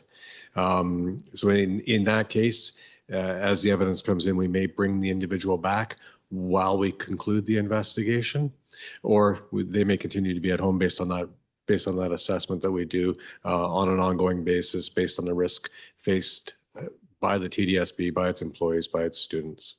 Through the chair, if I could just add, thank you very much. And built into the interim measures procedure is a requirement for an individual to check in once in a while with the employee on home assignment. I can give you an example of another way in which we dealt with it. So we've had a case or cases where there are multiple allegations, let's say 10, and allegation number 7 is the one that would have triggered a home assignment. So ex-employee slapped a child, for example, but the other allegations are not of that type of nature. What we've done in some investigations is instruct the investigator to investigate that one first, the one that's sent someone on home assignment, and do the other ones a little later on, especially if they're more minor. And once that's done, we can return, if it's not founded, of course, we return the employee as soon as we can. We are also speaking with union and association representatives throughout the time.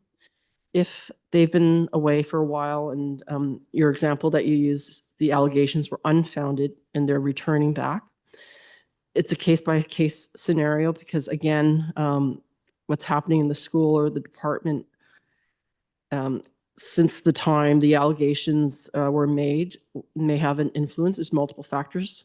But if they are returning to their original workplace, it will have to be gradual. So we have, I can give you an example in one case, because it was a lengthy time away.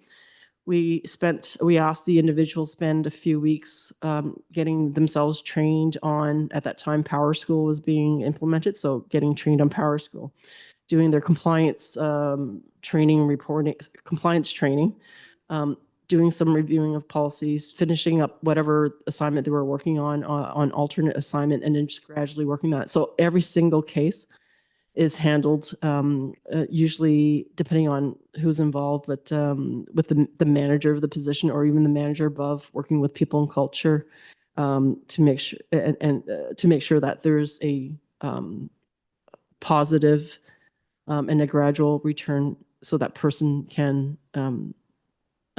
recover and succeed in their role. Thank you. Thank you. Now, when it comes to, I thank you for the answers, by the way. I really appreciate them. Now, when it comes to, dealing with the employees that are on leave, and I fully understand, just because I think there's always a balance we have to strike on putting an employee on leave to investigate versus, hey, doing a rush job, sending them back, and then have the parents come back and say, what did you guys do? Why are you not holding your people accountable? In the cases where the allegations are truly fraudulent and defamatory, do we take legal action against the parents or whoever made the allegation? Through the chair, in my time involved in this, I have not seen TDSB taking any action against a parent, let's say, who makes what is determined ultimately to be unsubstantiated allegations. There's a significant gulf between unsubstantiated allegations and fraudulent allegations. So far, I've only seen ones where they may not have been substantiated. Fraudulent is pretty significant. That's a very significant level of conduct, which at this point in time, I have not seen yet. Okay. I just want us to be more, if we can, be more, assertive in protecting our employees from what you call fraudulent, I would call defamatory actions by the community, to make sure that, hey, protecting our students, but we're also not going to let anyone make a claim against our employees out of spite. No, and on that question on the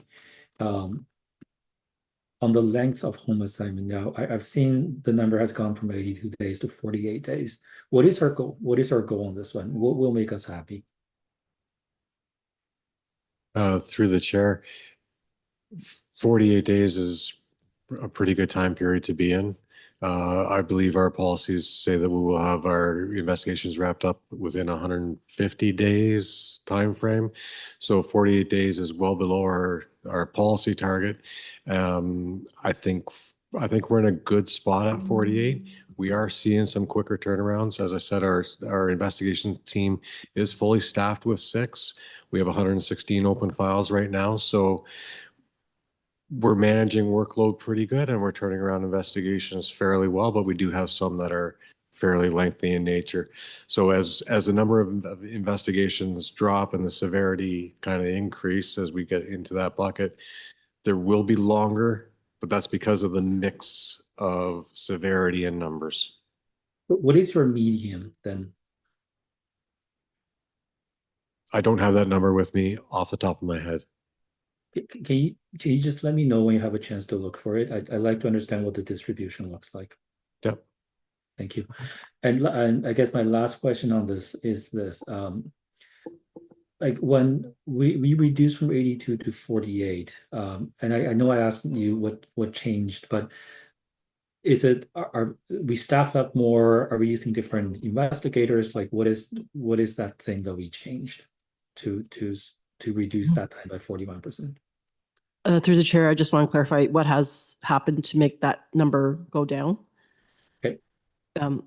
Through the chair, the interim measures procedure and the change in practice and mindset, not only of people and culture, but managers generally. We still deal with requests to automatically put someone on home assignment if there's an allegation.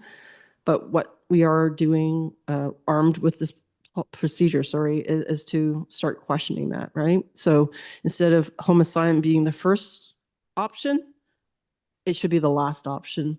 And because of that change in practice and mindset captured by this procedure, you see it's almost reduced by half. So that is the main reason why. Okay, I just want to make a last comment on this one, and I'm going to do this very sensitively, just because those of you who know me know that sometimes I look at our suspension data and I go, is it really reducing violent incidences, right? So I would hate for this home assignment number to become like a quota-like situation where our goal isn't to resolve issues, but to reduce the number of days people are placed on home assignment, right? That shouldn't be the goal. I think that should be an outcome of us dealing with these kind of situations properly.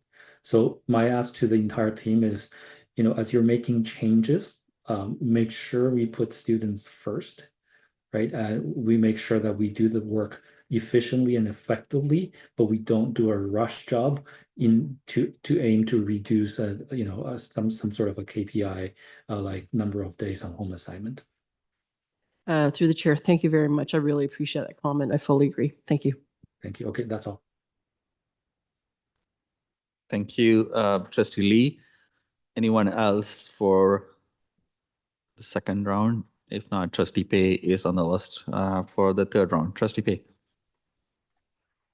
Thank you, Mr. Chair. Okay, I want to ask a question. I understand the staff, I think is we should not look in the past, but we should focus now and look for the future. But I see that. Trustee Pei, you're asking, you have a motion on the floor and you moved the motion. We still haven't voted on your motion. So do you have anything more to ask that are related to the motion? Yes. Okay. All right. Just please keep it to things because you kind of, in your motion itself, you kind of indicated some conclusion. So go ahead. Okay, let me ask the stuff. Okay. So we paid $35 million for this investigation, little bit more than 3 years. So how many records we really lost in terms of 621 people? How many records were lost? Through the chair, I can't quantify the amount. Why you cannot quantify? As we said before, we are not TSB was not centrally tracking those investigations in the past. Yeah, I understand. If you don't track it, at least you know which one you track, which one you don't track, which one the one you don't track, which one's lost. If there's effort ever been made to track those ones, is not centrally investigated. Because this is $35 million question. How many millions been paid without knowing what were even paid? Through the chair, just to clarify, it's through the work of the various departments involved. It's not 30. It was 35. Going forward, there's a significant improvement on this, and as I stated multiple times before, there is no central record keeping, no central tracking of this information. Those are the facts. I cannot change that. Going forward, we've already indicated our vision to be able to have ready access to this information, ready access to the files, if and when the work is fully centralized, because I'm not sure if necessarily full centralization is the most responsive way to go. It would make getting this data a lot easier. So what the data really be centrally tracked?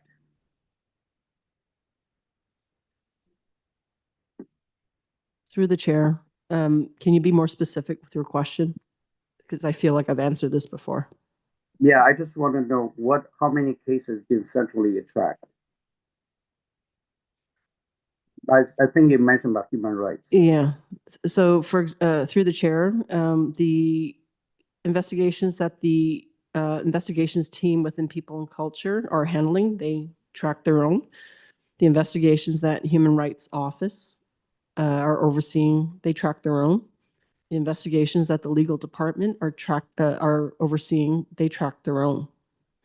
Beyond that, as I mentioned, with local management, they are handling their own data and their files. So those three departments that I just mentioned, there is central tracking that has been done and is continuing to be done.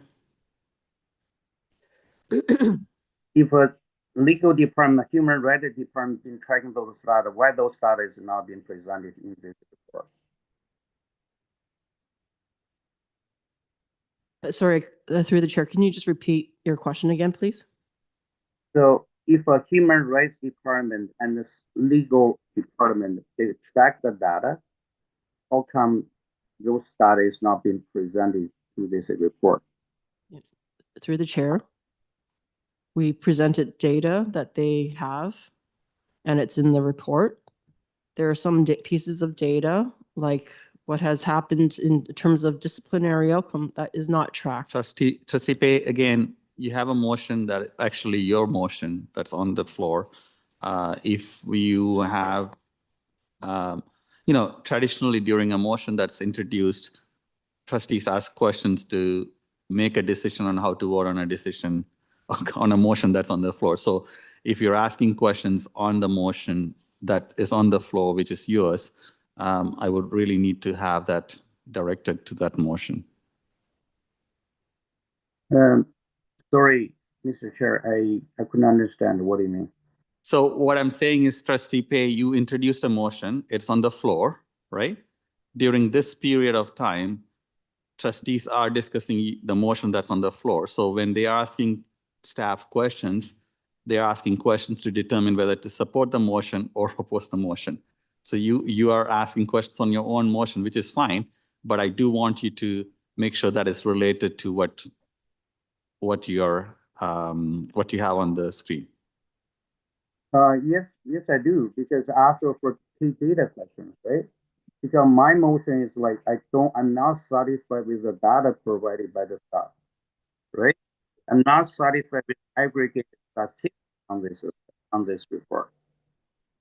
I'm not satisfied with the recommendation made by the report. So I'm basically asking a specific question regarding this motion. So I hope that question answer could have trustee more understand why I want to move this motion.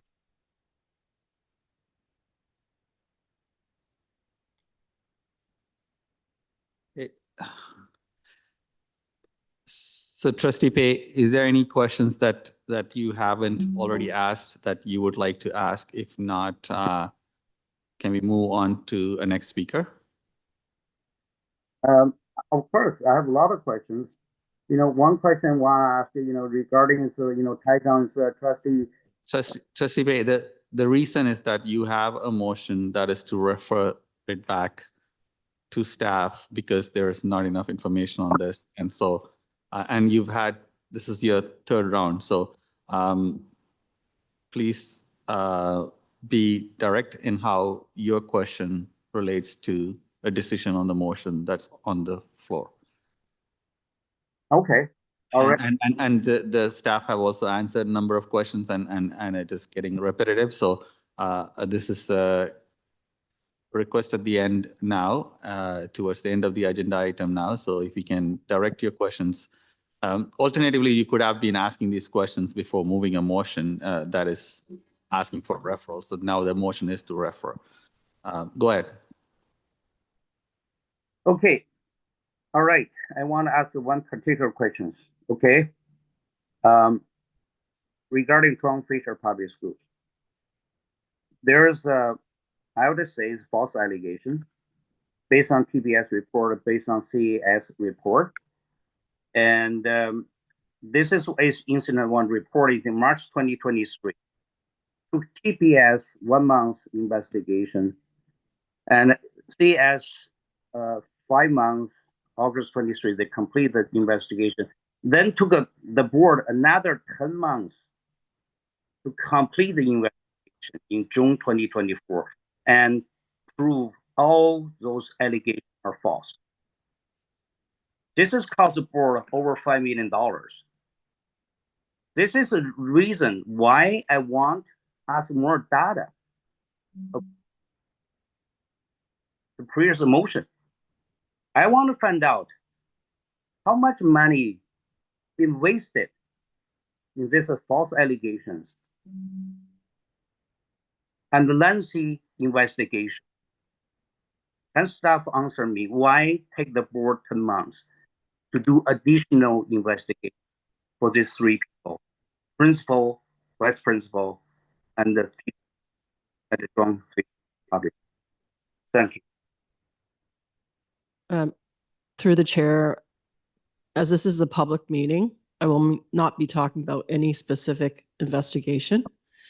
In terms of general factors why investigations take long or take their time, I've covered that earlier in the presentation, general factors. So I don't intend to repeat it, but I'm happy to discuss it with you afterwards if you need a refresher. Thank you. Okay. Trustee Pei. So, okay. Mr. I ask the staff, who's really responsible leading the People and Culture Department in the past 4 years? Through the chair, I'm sorry, why is that even relevant?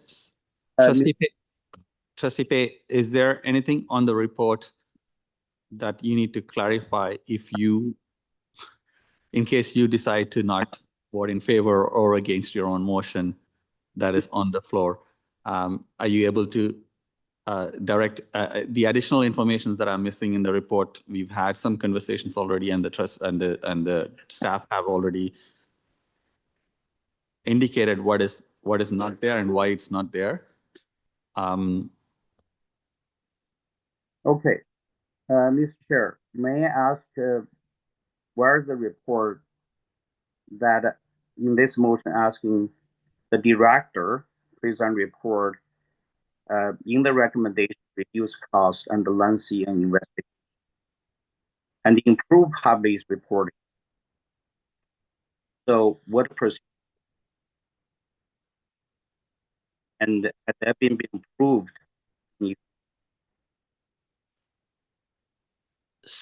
Through the chair, the director did present with us. I verbally went through that part of the resolution, as I mentioned before. Again, I won't repeat it, but if you would like to get a refresher, I'll be happy to talk to you about it afterwards. Thank you. Trustee Pei, is there any other question that you haven't asked? Otherwise, I would appreciate if we can move forward. Mr. Chair, to be honest, I asked a lot of questions. Yeah. I do see that. I have more questions after staff answer me. Unfortunately, I cannot ask more questions. You said it's proceed. That's okay. I do leave it the way it is to trust you to decide. $35 million. I may really put those money back.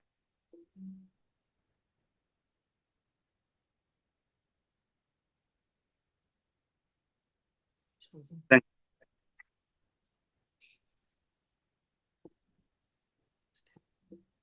Okay, thank you, Trustee Pei. Trustee Williams? Thank you, and through the chair.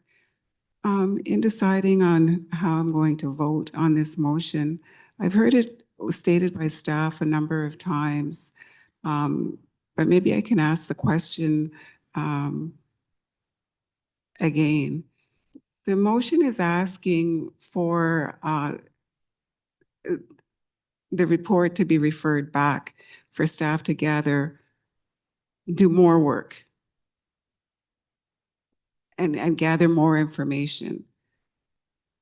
Staff stated hundreds of hours have been spent gathering the information to date. The first question is, how much more time could be spent and what could be gathered, potentially gathered from that spending of more time on this report? Through the chair. Through the chair. I mentioned earlier that I just didn't think we were able to gather this information, again, going backwards. And if the pieces of information we are able to get manually, by the way, it won't be a reliable picture of the outcome, like the pieces of data that was sought by the motion. And that's why I mentioned it's not practicable. It's not possible. It will take additional hundreds and hundreds of hours to get low quality data for you, and it's just not worth it. Okay, thank you for that response, and thank you for sharing, your estimate of the time and the value that could be potentially extracted from spending hundreds of more hours on this. There was a mention of, I think the phrase was money wasted on investigation. Correct me if I didn't capture that exactly correctly, but I heard something along those lines. Maybe you could just speak to, the purpose and value of investigation and the purpose of the investigation in determining whether the allegations were valid or not. Certainly. There's multiple purposes and values to investigatory processes through you, Mr. Chair. There's legislative value in it, in the sense of we have a legislative duty and responsibility to those that we provide service to ensure a safe and protected space within which to learn. There's legislative responsibilities that we have to our staff to ensure that we are providing a safe place to work. And that safety goes to interpersonal colleague-to-colleague type interactions, as well as their interactions with the public, and in this case, the children and the parents. So there's great value in that, in the sense that it creates an atmosphere of accountability, of respect, and of working together collaboration. So there's a lot of value in having a robust, legislatively compliant, and correct investigatory process and system in place.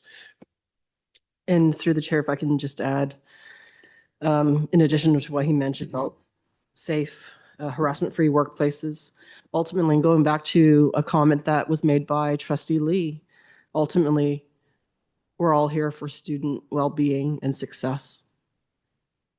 And if we don't have an environment where we've done a thorough and fair investigation, we won't have that. If we don't do a thorough and fair investigation, we also affect the workplace culture for employees who choose to work at TDSB and choose to stay at TDSB. It also has an impact on our labor management relationships with our unions. You've heard many times that workplace culture is very key to how an employee succeeds. When an employee is doing well, that should have ripple effects for the students as well. So ultimately, again, back to what Trustee Lee said, this is really for the students. So this is why we have to invest in our investigation processes. Always room for improvement. We are adopting a continuous improvement model, not only investigations, but also all aspects of the work we're doing, people and culture and other departments. And that's the benefit. And I agree with you, Trustee Williams. There could be better ways in which we could do things, but doing an investigation that we're required to do under law or under our policies, or because that's the right thing to do, it's not money wasted. Thank you. And thank you for the report. And I look forward to the improvements, in the reporting and those systems moving forward.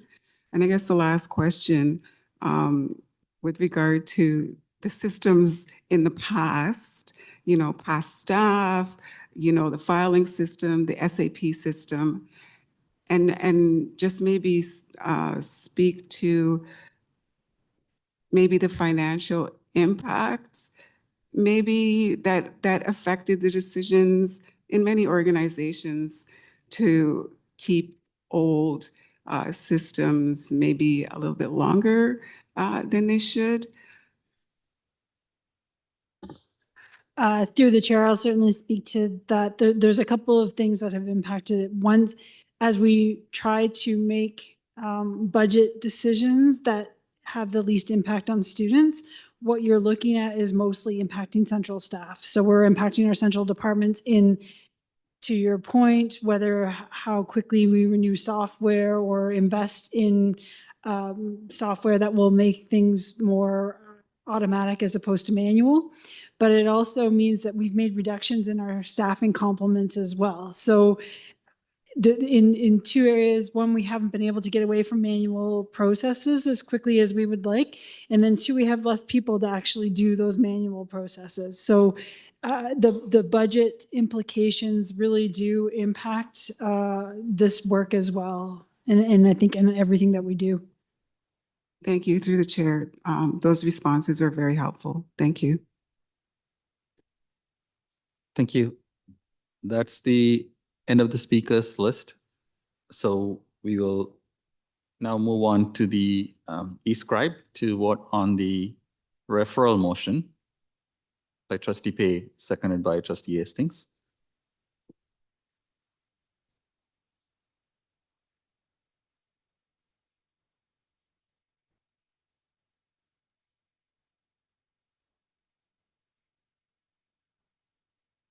And against.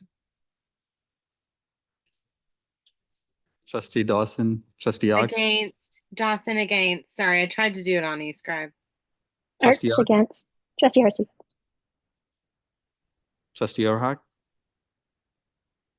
Against. Trustee Goss, are you on the line? Trustee Pay in favor.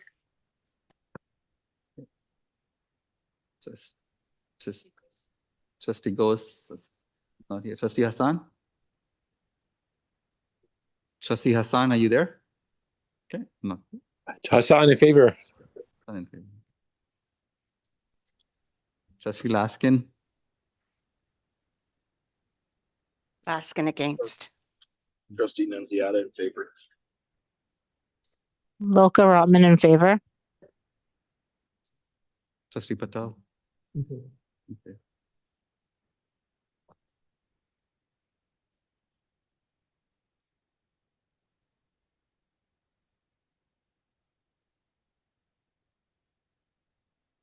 Okay, it's defeated. Now on to the report, a motion to receive. Can I have a mover and a seconder? Trustee King, seconded by Trustee Williams. Okay, can we move on to the vote? Seeing no speakers on that left. Yeah. Okay, so please vote on e-scribe. Shannon in favor. Laskin in favor. Trustee Pay against. Hertz in favor. Dawson in favor.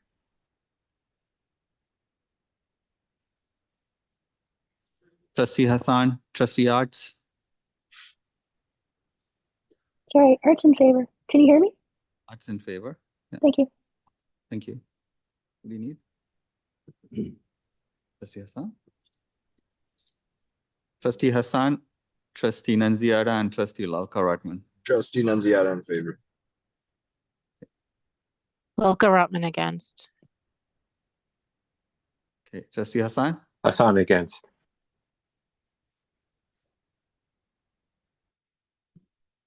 Okay, that's carried. Thank you. Trustee Pay, you had a notice of motion to just introduce today, right? Is that still on?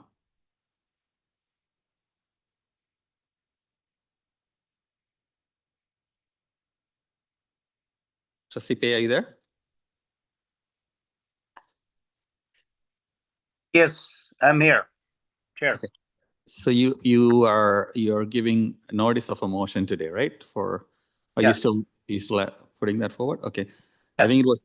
Has it been emailed to people? We can. Has it been emailed? No, right? Sure. Okay. So this is just a notice of motion. It's not for discussion today, but we will be discussing it at the next PPC.